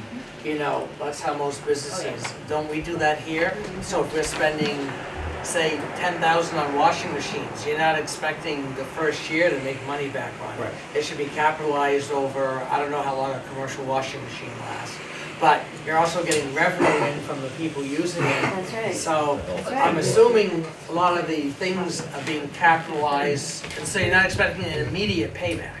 Well, that's true, but those are the numbers. You can see how much we make in a year and how much it costs to operate this. So the bottom line is the wish list, whether it's my wish list, the seasonal campers, our athletes that use that facility, all the wish lists that come in here vastly outnumber the amount of revenue that we're bringing in. Doesn't matter how much of time you expand it across.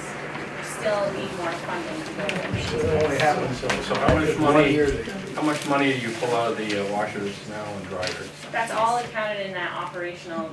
So you don't know a number, right? But it could be $200 a month, or it could be $10 a month.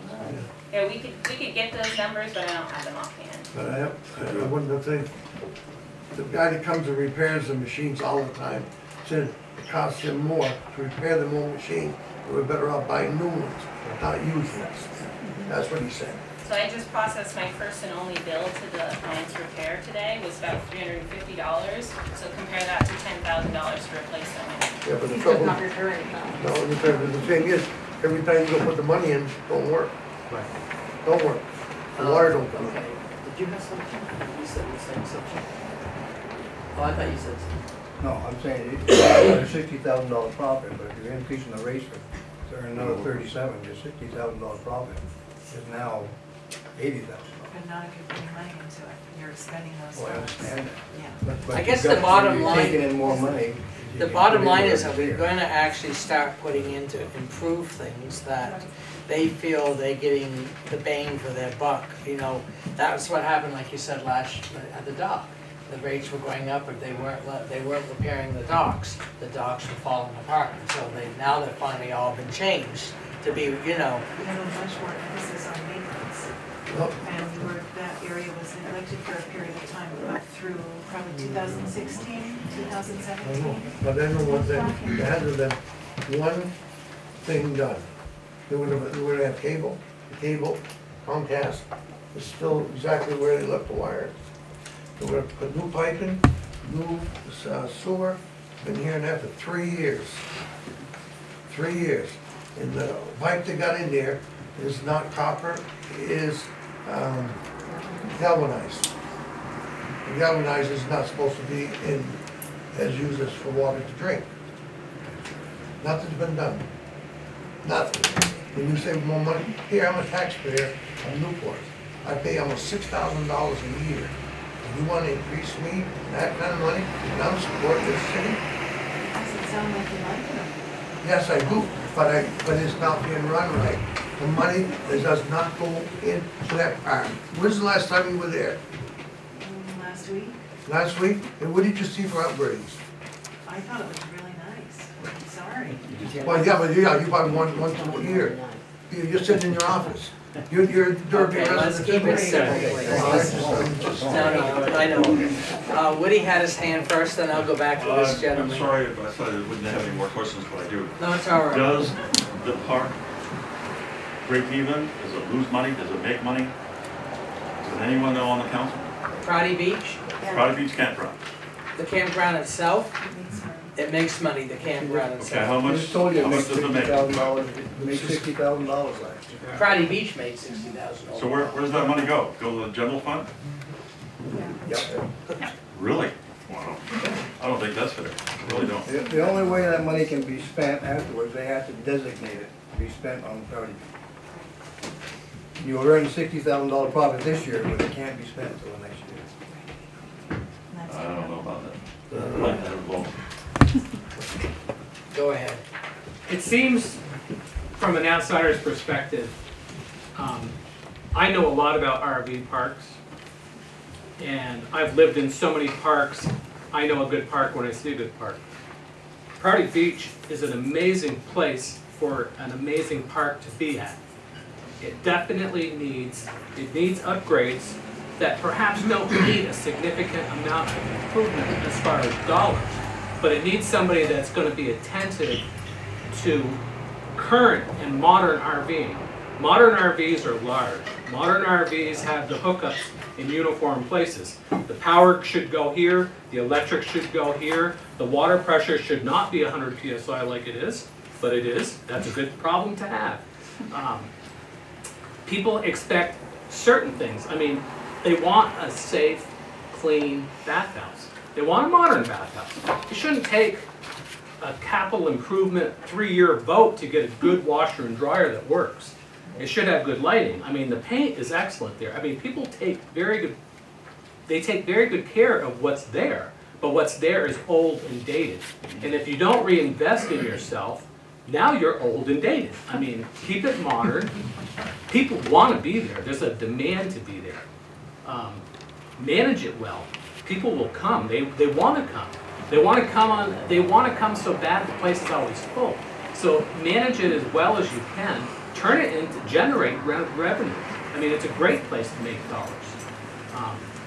The rates will justify themselves. If you have a place that people want to come, they're going to pay. I mean, it's a wonderful place to live for a summer. I mean, I'm definitely cutting back, and it's, you know, I hope the Wi-Fi gets improved. I mean, I think there's a lot of things that could be improved without spending. I I think the communication could be improved. I think if they put Prouty Beach Campground in a smaller box so it could be monitored without all the other areas of Prouty Beach, you know, focus on maybe the campground a little bit more separately than the other areas, so you can really look at the dollars that are generated and spent specifically to the campground. I think that would help sometimes. So, thank you. Mr. Mayor, we don't, by the way, I'm not supposed to speak. We don't really mind the $300. We don't want all at one time. And we do the upgrade, but we don't want to pay for them all at one time. That's the main reason everybody's complaining about it, all at one time. I also think it's important for everybody to remember that the $40,000, or it's less than a quarter of the revenue that's brought in for Prouty Beach, a lot of that beach and all of the parks and facilities are taxpayer funded. So while Prouty Beach might make $60,000 a year, Gardner Park doesn't even make nearly anything like that. So in order for the taxpayers who are ultimately funding and supporting all of these facilities for the long term, in order for them to maintain all of their facilities, it can't be a dollar in, dollar out kind of thing. If that was the case, you'd be in here with a room full of ball players or park users over at Gardner Park who are upset because we're now charging them to do admission into the park, or your taxpayers that are then having to fully fund that. So the rec department as an entity operates all of these things. So if the council wants to choose to dump that money back in, which I'm not saying one way or another, that's a tough decision that you guys all have to make. Just know that there are other facilities that don't have that dollar in amount. And so that's just something that the council needs to consider beyond just this conversation. But I look at it this way, to kind of be a devil's advocate. They're paying a lot more to stay at the beach than some of the ball players are paying at the park. And we've been subsidizing the park for years as far as to keep it up. We don't have enough revenue to come in the park to offset the revenue, to offset the expenses there. I look at it that people at, say, this facility who are renting campsites or even at the dock shouldn't feel that they're subsidizing the park when they can't get simple maintenance. That's what I look at. Like washing machines, I really think that's a good point. You know, it's a simple thing. It's low-hanging fruit. $10,000, if you capitalize it over 5 years, is not a lot of money. And so that's how I'm looking at it. If we can, I think what she's saying is we have to make that decision. Right. Right. That's just. I'm just saying what I think. How I'm thinking right now. My mind is sitting here thinking that I think. If we could say, okay, we're raising their rates, show them something for it. Show them some improvement this coming year that will justify the 7,000 total or 8,000, whatever it is, increase. Just like you did at the dock a couple years ago. Remember, you had a big rate increase, but then you chose not to until you improved the docks. And now they got all the new docks because those things were falling apart.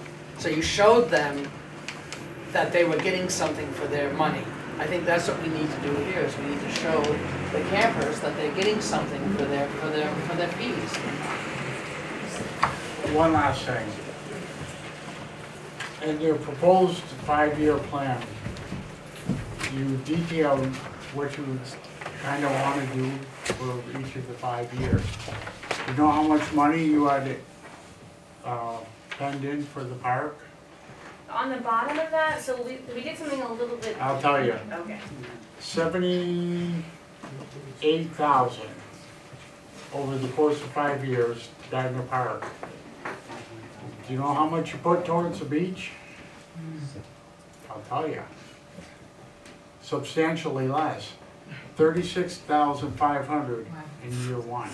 Are you looking at the capital in the bottom? There's capital reserves in there too, so it's not just the projects that are on top. Are you looking at the master plan?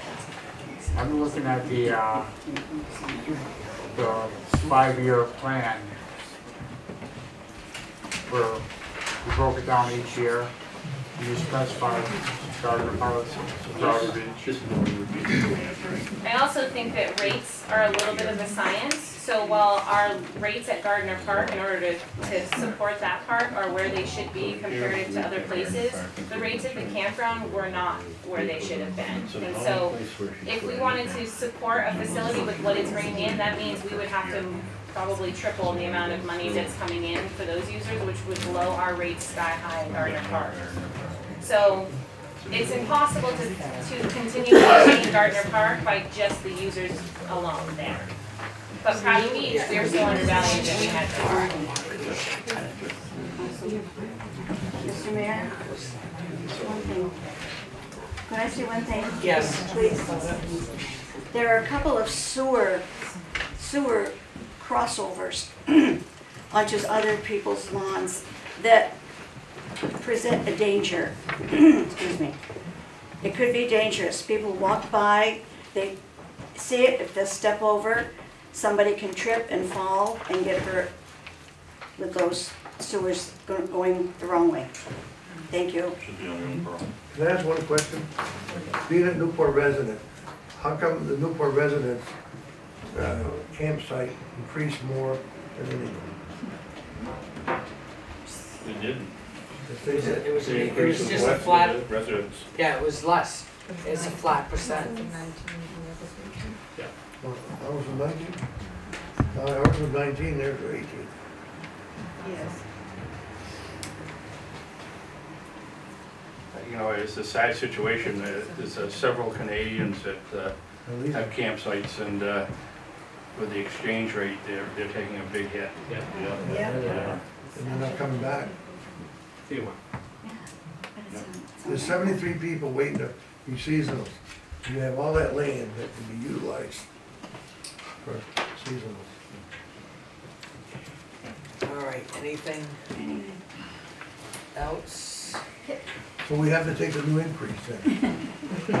Oh, We haven't made any decisions. no, I put this on so the council could hear the concerns, and At your one of your next meetings, you're gonna have the assigned and committed chart come forward to you. So you'll have the ability to make some decisions and assign funds to the improvements of Prouty Beach. because we're gonna have the auditor's report, which You gotta do talks the- about. Yeah, you've gotta do the assignment and the committed first, and that will finalize the audit report. So that's on for the 21st. It is, so by then we could assign funds to do projects over there. Or at least do the laundry or Do the laundry or do some of it. some small. Because that's my Just to show takeaway, progress. that's my takeaway, is they just want to see, as you say, the best bang for their buck, and they want to see something put back into the Well, the facility. thing is with the laundry, the room is so small, so you're gonna have to make the room bigger. Okay, I had one other person. So, Mr. Bianchi, when you speak about the other spaces, you're talking about in front of the playground where they use overflow? Yes. Okay, so, and this is my uncle here, so of course I can certainly see where all of you campers are coming from, but my children use the park every summer. We utilize the summer program, the Parks and Rec summer program, so that's where my children go all summer, which we love. It's an amazing program, and it costs a lot of money, but it doesn't cost a lot of money because it would cost us just as much to send them to daycare. So what our children get out of it is an amazing summer for about the same cost that it would be for them to go sit in somebody's backyard for the summer. We have a pretty limited amount of space that we can use there, and in the weekends that the overflow campers are there make me insane because there's no parking for us parents. There are smokers right next to the playground. They're swearing. And I know that you guys that are in your camp areas, I know that's not how you behave. I've gone there to visit my uncle, and that's not what I'm seeing as on a whole, and in general, all of you are very respectful, but when these baseball people come in and they're smoking right next to where my kids are, and they're on the playground, they're smoking, they're in the bathrooms and they're smoking, I just want to be able to reserve that space for the kids. I know that's cost the city a lot of revenue by not utilizing that space as a full-time camp area, But we have to remember that it's not just used as a campground also. I think an important part is, I'm not sure that everybody is aware of the vision of Prouty Beach Campground. What does the future look like for Prouty Beach Campground? Where are some of the details and where is it going? Are we going to continue to operate it the way it is, kind of hit or miss? People show up, people can't.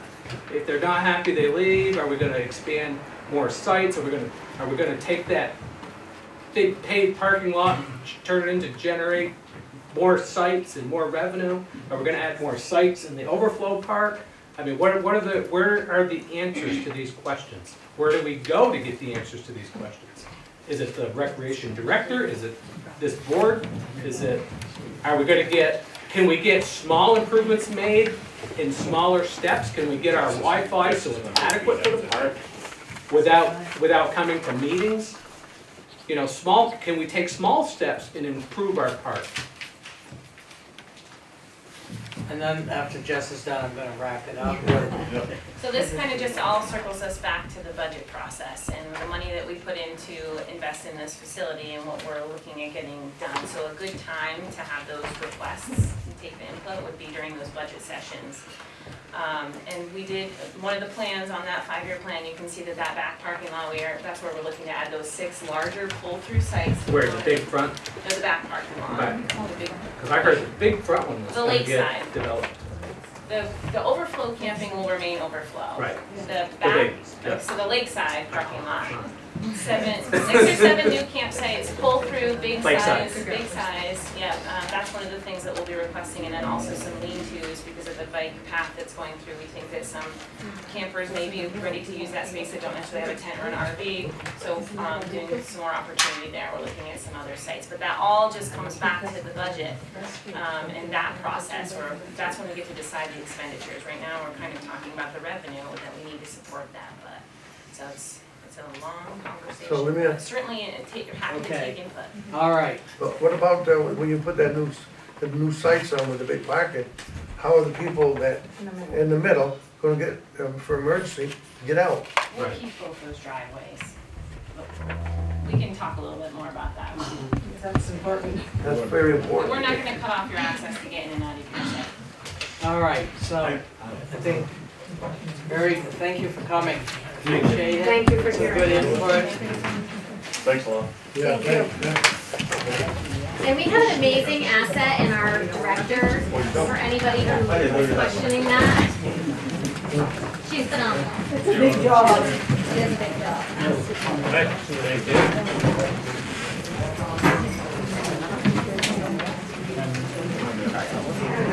Go home. Go home and do laundry. It's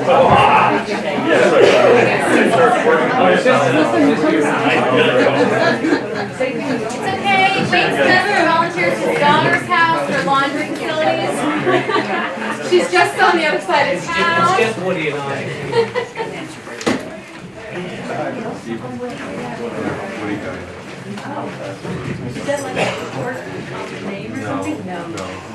Hey guys, somebody forgot a jacket. Well, they'll know when they go outside.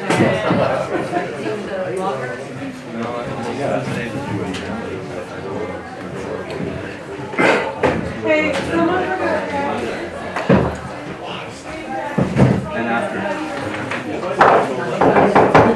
We'll move on. The next item is American Legion flag purchase fund transfer vote.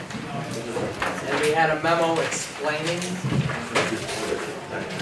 it. Laura, would you like to just kind of go over it and review? Yes, back in November of 2018, the council voted to bring in the Veterans Parade and Memorial Day Parade as part of the Parks and Rec programming.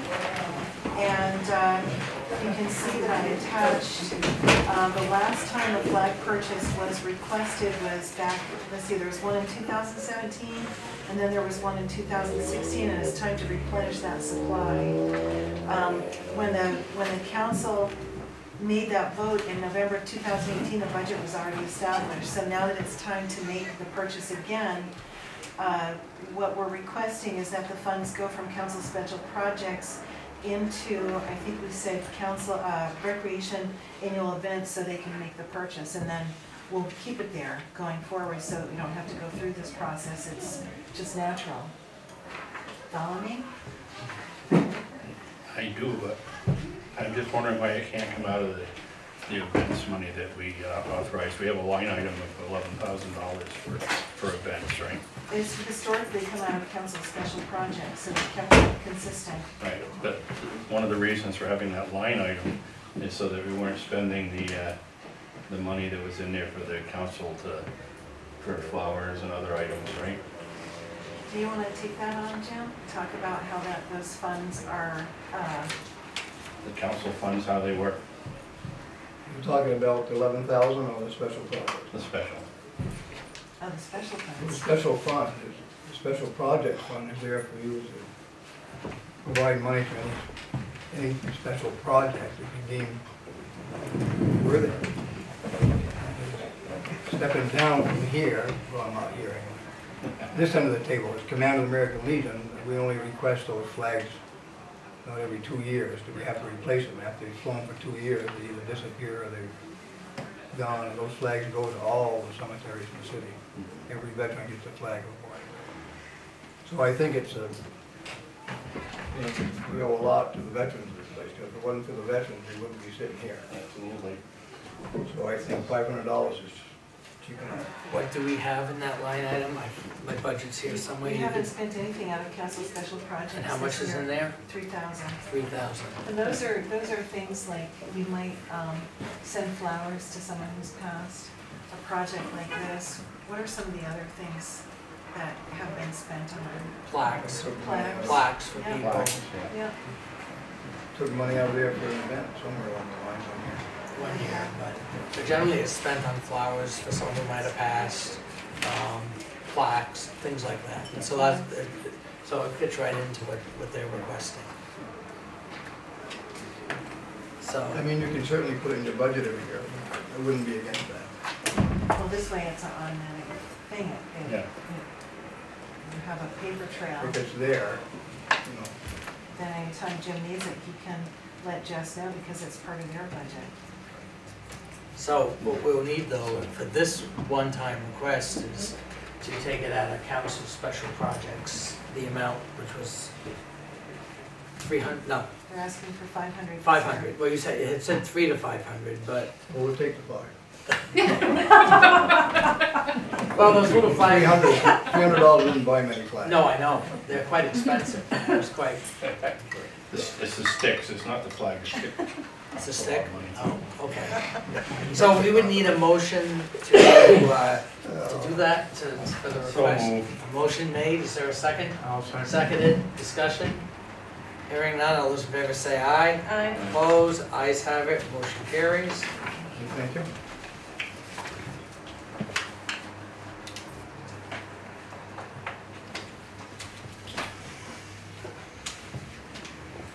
The next item is capital investment program. Set the dates for the 2 public hearings. Yeah, so it sounds like at least 2 council members have some observations they'd like, perhaps another draft.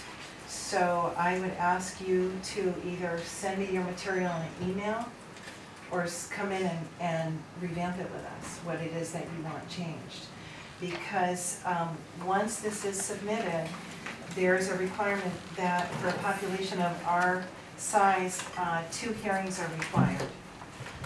So I want you to know that we did present it to the Planning Commission on their October 1st meeting. They had very good feedback and questions, and we appreciated their process because they asked about Lakemont, Gardner Park, the CSOs. I have a whole list of things that they had asked about. The bandstand, the skating rink. I got everything, Woody, and a couple of things. I was able to answer it to the best of my ability, but I'm sure that they have other questions that they'll be able to ask at the public hearings as well. It was the first time that the capital investment plan had been presented to them, so from my perspective, I really appreciated the fact that they read it and came back with some feedback. So I want to mention that. I had proposed a couple of dates. We might still be able to meet them if you can get me your comments quickly, like within the next week or so. And I thought that it might be interesting to try to see if we could get the first public hearing to happen on November 4th. And that way we would meet the minimum of 30 days from the date it was submitted, which it was submitted on, I believe it was the 16th, if I'm not mistaken. And then, yeah, it was first submitted to the council on the 16th. The 4th would give you time to give me your submittal, and then we can warn it for the 4th, as long as we have 15 days ahead of when I get your comments. So I think we'll be in good shape if we can shoot for that. And then I was thinking, to stay on task, we might want that second meeting either on December 16th or sometime thereafter. And that would keep us on track. And remember that we're going into our budget season as well. So I'm going to talk about that under new business. We're going to start setting the dates, so we'll probably have some special meetings just to go over budget. So you may be able to have a public meeting at one of those special meetings as well. So you have some options. I just want to mention that. So that was my gut.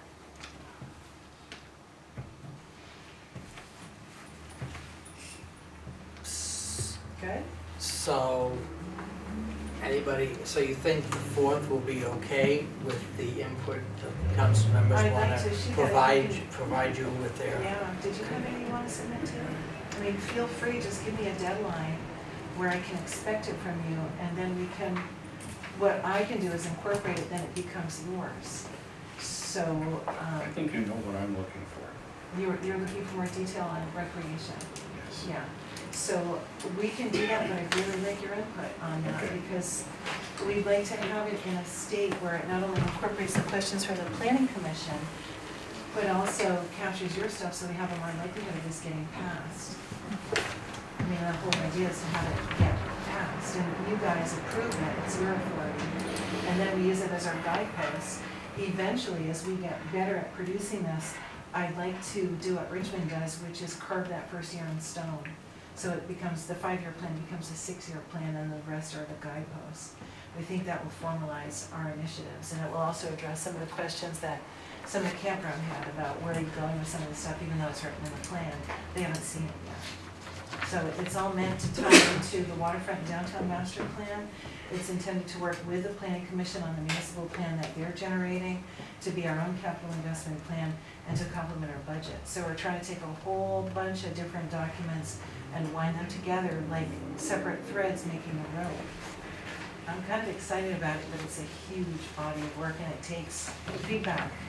So I just need to hear from folks so we can start to incorporate it. Sounds good? A week good for you, Kevin? You'll have to by Friday. Cool, even better. Good. So the 4th and the 16th, November 4th and then December 16th would be the public hearing on the capital plan. Thank you. 160. 160. Yeah. It's not going to be the 16th, probably it'll be the 18th. 14 days after. Let me look at the calendar. Right, it's going to be 14 days apart.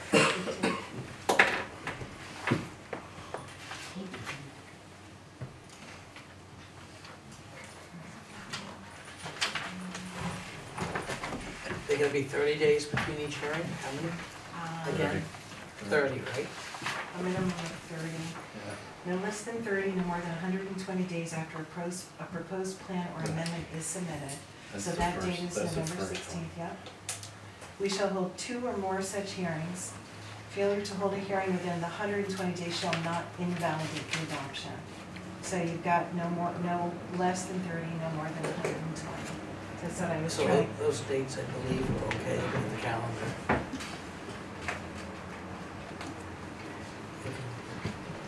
They're meeting days, or are they? They're meeting days. The 16th is a regular council meeting day.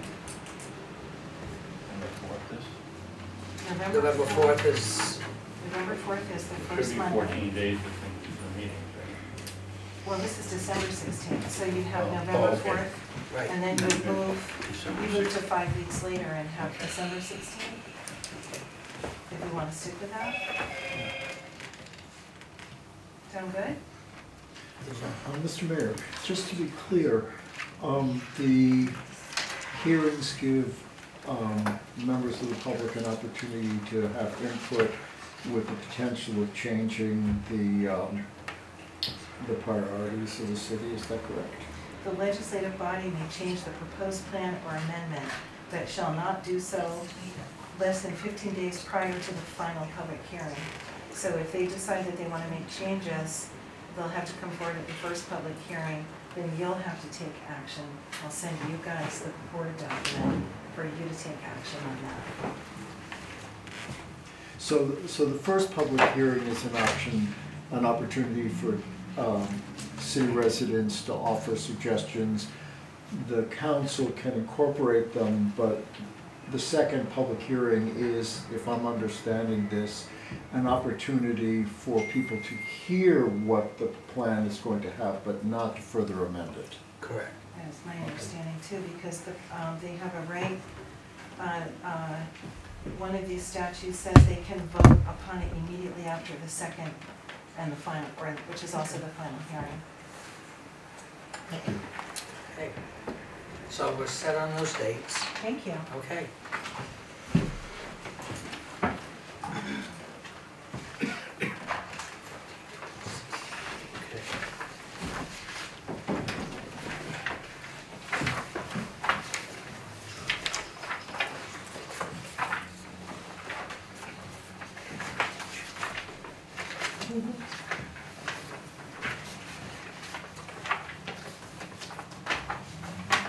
Okay, at this time, we will need an executive session for personnel. It was requested in writing to myself. So to honor that request, I'm asking for a motion to enter an executive session for personnel. Before we do that, I'd like to request that any members of the planning commission who are present be included in the executive session. Any members of the planning commission?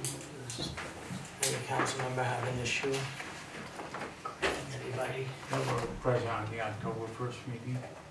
Any that are present in the room, which I believe are 3. I think that you might want the subject matter to have a choice as to whether or not they want anybody. Sure. Might be up for them. Is that okay with you? I did. Do you want all the planning commission members present to be in? If they want to. They want to? Okay, I just wanted to double check with you because you requested this, and so I want to honor your wishes. Okay, thank you. So we will have the planning commission members, and I'd also like the chair of the DRB present in the executive session also. We haven't had a motion or a vote yet, so I'm not entertaining any questions right now. So we need a motion and a second and a vote.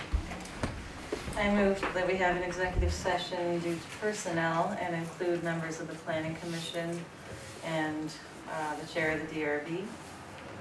A motion's been made. Is there a second? I'll second it. Discussion from any council members? Yeah, I just was unclear why the appointment of a zoning administrator, coordinator, and building safety officer wouldn't be subject matters for the public. When you appoint a planning commissioner... We're not talking about those yet. That's open meeting. We're only going in executive session for personnel, which it was requested by a gentleman, by Mr. Elliott. And so we are going in executive session for that. The other items is open meeting. So if Mr. Elliott had requested it be public, it could be public?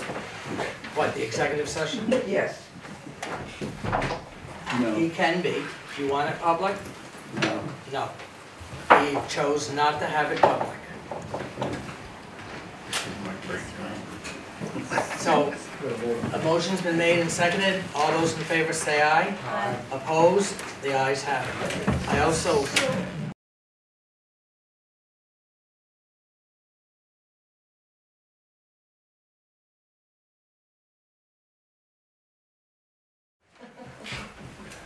we're back from executive session. We're on item number 9. Is there any action on item number 9? Does anyone wish to take any action? And I'm sorry, which is that? I don't have my agenda in front of me. I Oh, apologize. that was appointment of acting zone administrator. Okay. Does the council wish to take action on that? No. No. Okay. Does, item number 10, does the council wish to take action on the E911 coordinator? No action on that one. Oh, Does the council wish to take action on acting building safety officer? No. No action. Okay, so there's no action taken on that, which means our current zoning administrator remains. Okay, moving on. New business, Mr. Johnson. Absolutely not. He wants out of here. I do. I'll make it brief. I gotta say, I'm ashamed and embarrassed. The high school has a new SRO, school resource officer. Not from Newport PD, not from Orleans County. We had to get it from Lamoille County. And the really sad part is, the school pays a handsome amount for a school resource officer. I don't know the exact figure, but if I say $65,000 a year, I'm sure I'm lowballing it. Why is it impossible for a Newport officer to go to the school and be the resource officer? The first week of school, we had Newport police there, because our officer hasn't started yet. We had Newport police there 3 times They've been there almost every day since the beginning of school. because of fights and everything else. So Orleans County, they don't have the manpower, and their resource officer, they send down to Lake Region. They cover Lake Region. They didn't have anybody sent to Lamoille County. Our school and the school board was begging for a resource officer. And they had to go to Lamoille County. I find this embarrassing and unacceptable. They would have paid for an officer. We could have increased our police department by 1. Had an extra officer during summer vacation, weekends, and school vacation. And the officer would be available for emergency, even though he's at the school. Yeah. And if the, But some history was that the current chief of police felt that it was costing the city taxpayers more than we were getting out of the school, and that is why he was pulled. Because doing the math, Seth did the math for the council at the time, and the school wasn't paying the cost to backfill the position, because you had, when that officer was at the school, you had to backfill the position to the city, which was costing a lot more money than what was contracted for. That was the reason why Seth recommended that the officer, he's not here, he can't explain it. You know, maybe we should bring him in a meeting. I believe it was overtime. It was the overtime, he had to backfill using overtime, and so, and also my understanding is, they didn't even talk to the city. I was under the impression that they were negotiating with Lamoille County from, as soon as the Orleans County Sheriff left, they started negotiating with Lamoille. Because the city had shot them down. And when we talk about funds, I don't want to even hear what's going to cost the taxpayers. When we created a city landscaper with no funds coming into the city, but we managed to find a full-time job. And here we're getting the school's offering, and if we say no, 65 grand ain't gonna do it, maybe 70. I'll bet you they pay for it. So Not that's only all that, yeah. I mean, I have nothing verified, but I heard from a very good source that J. Peak was willing to fill in any gap that would have caused any reason for the city not to be able to afford. Well, it never came to us, it never got beyond. Yeah, I think exactly. Well, it's up to the police department to bring it to us, and they didn't. But Seth's not here now to talk about it. Maybe we need to have it on a future agenda and have him here to discuss it. You know, because there's no one here to answer the questions. Seth wasn't here when that Well, no, but decision- even the acting chief at the time, you know, maybe we need to, you know, because no one's here to answer questions. So it's like one side or the other. We're not getting the police department side of the story. I understand that. And for this year, it's a moot point because they've entered into a contract.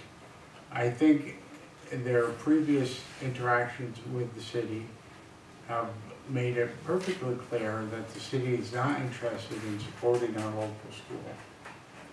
That for whatever reason, they don't want to put an officer in there to, you know, possibly identify problems or interact with the kids in a positive manner. Well, I want to hear from the chief and the police department with that aspect. My take is, as long as it's a fair and equitable contract, that the city taxpayers aren't picking up extra cost, because it's a union school. You see what I'm getting at? And other towns need to pay their fair share. You know. Well, I think it's a grant. Well, no, but still. But if it's costing the city more than, that's why Seth pulled it, because it was costing us. It's coming out of the supervisory district. Yeah, but we all pay into that. So do all the other towns. Right, but we pay a highest percentage. Derby and Newport pay the highest percentage of that budget. And So I think I'm just gonna say that we need to have the police department here to talk about it. That's where we'll leave it. Anything else? Any new business? Well, no, because Jim will be really mad at me. No, I don't have anything. And I'm not delaying it, I'm just picking on Jim. Oh, you are? Yes. Oh, okay. I can pretend I had something. No, we had a backbone deal, we're gonna be in your own good. Okay, I'll leave those two, whatever. I don't have anything. Do you have anything? Well, it'll take about an hour, so no. Are you gonna recite the Gettysburg Address? That's not an hour. No. But the speech before that. Speed one before that was, yeah. All right, move on. Old business? Nope. Old business? Old business? Nope. Old business? No. Old business? You're old anyway. Yeah, I'm getting older by the minute here. All right, the next meeting will be October 21st, 2019. Now we need a motion to adjourn at 20 of 11. So moved. A motion made, is there a second? I'll second. All those in favor say aye. Aye. Opposed? Double aye.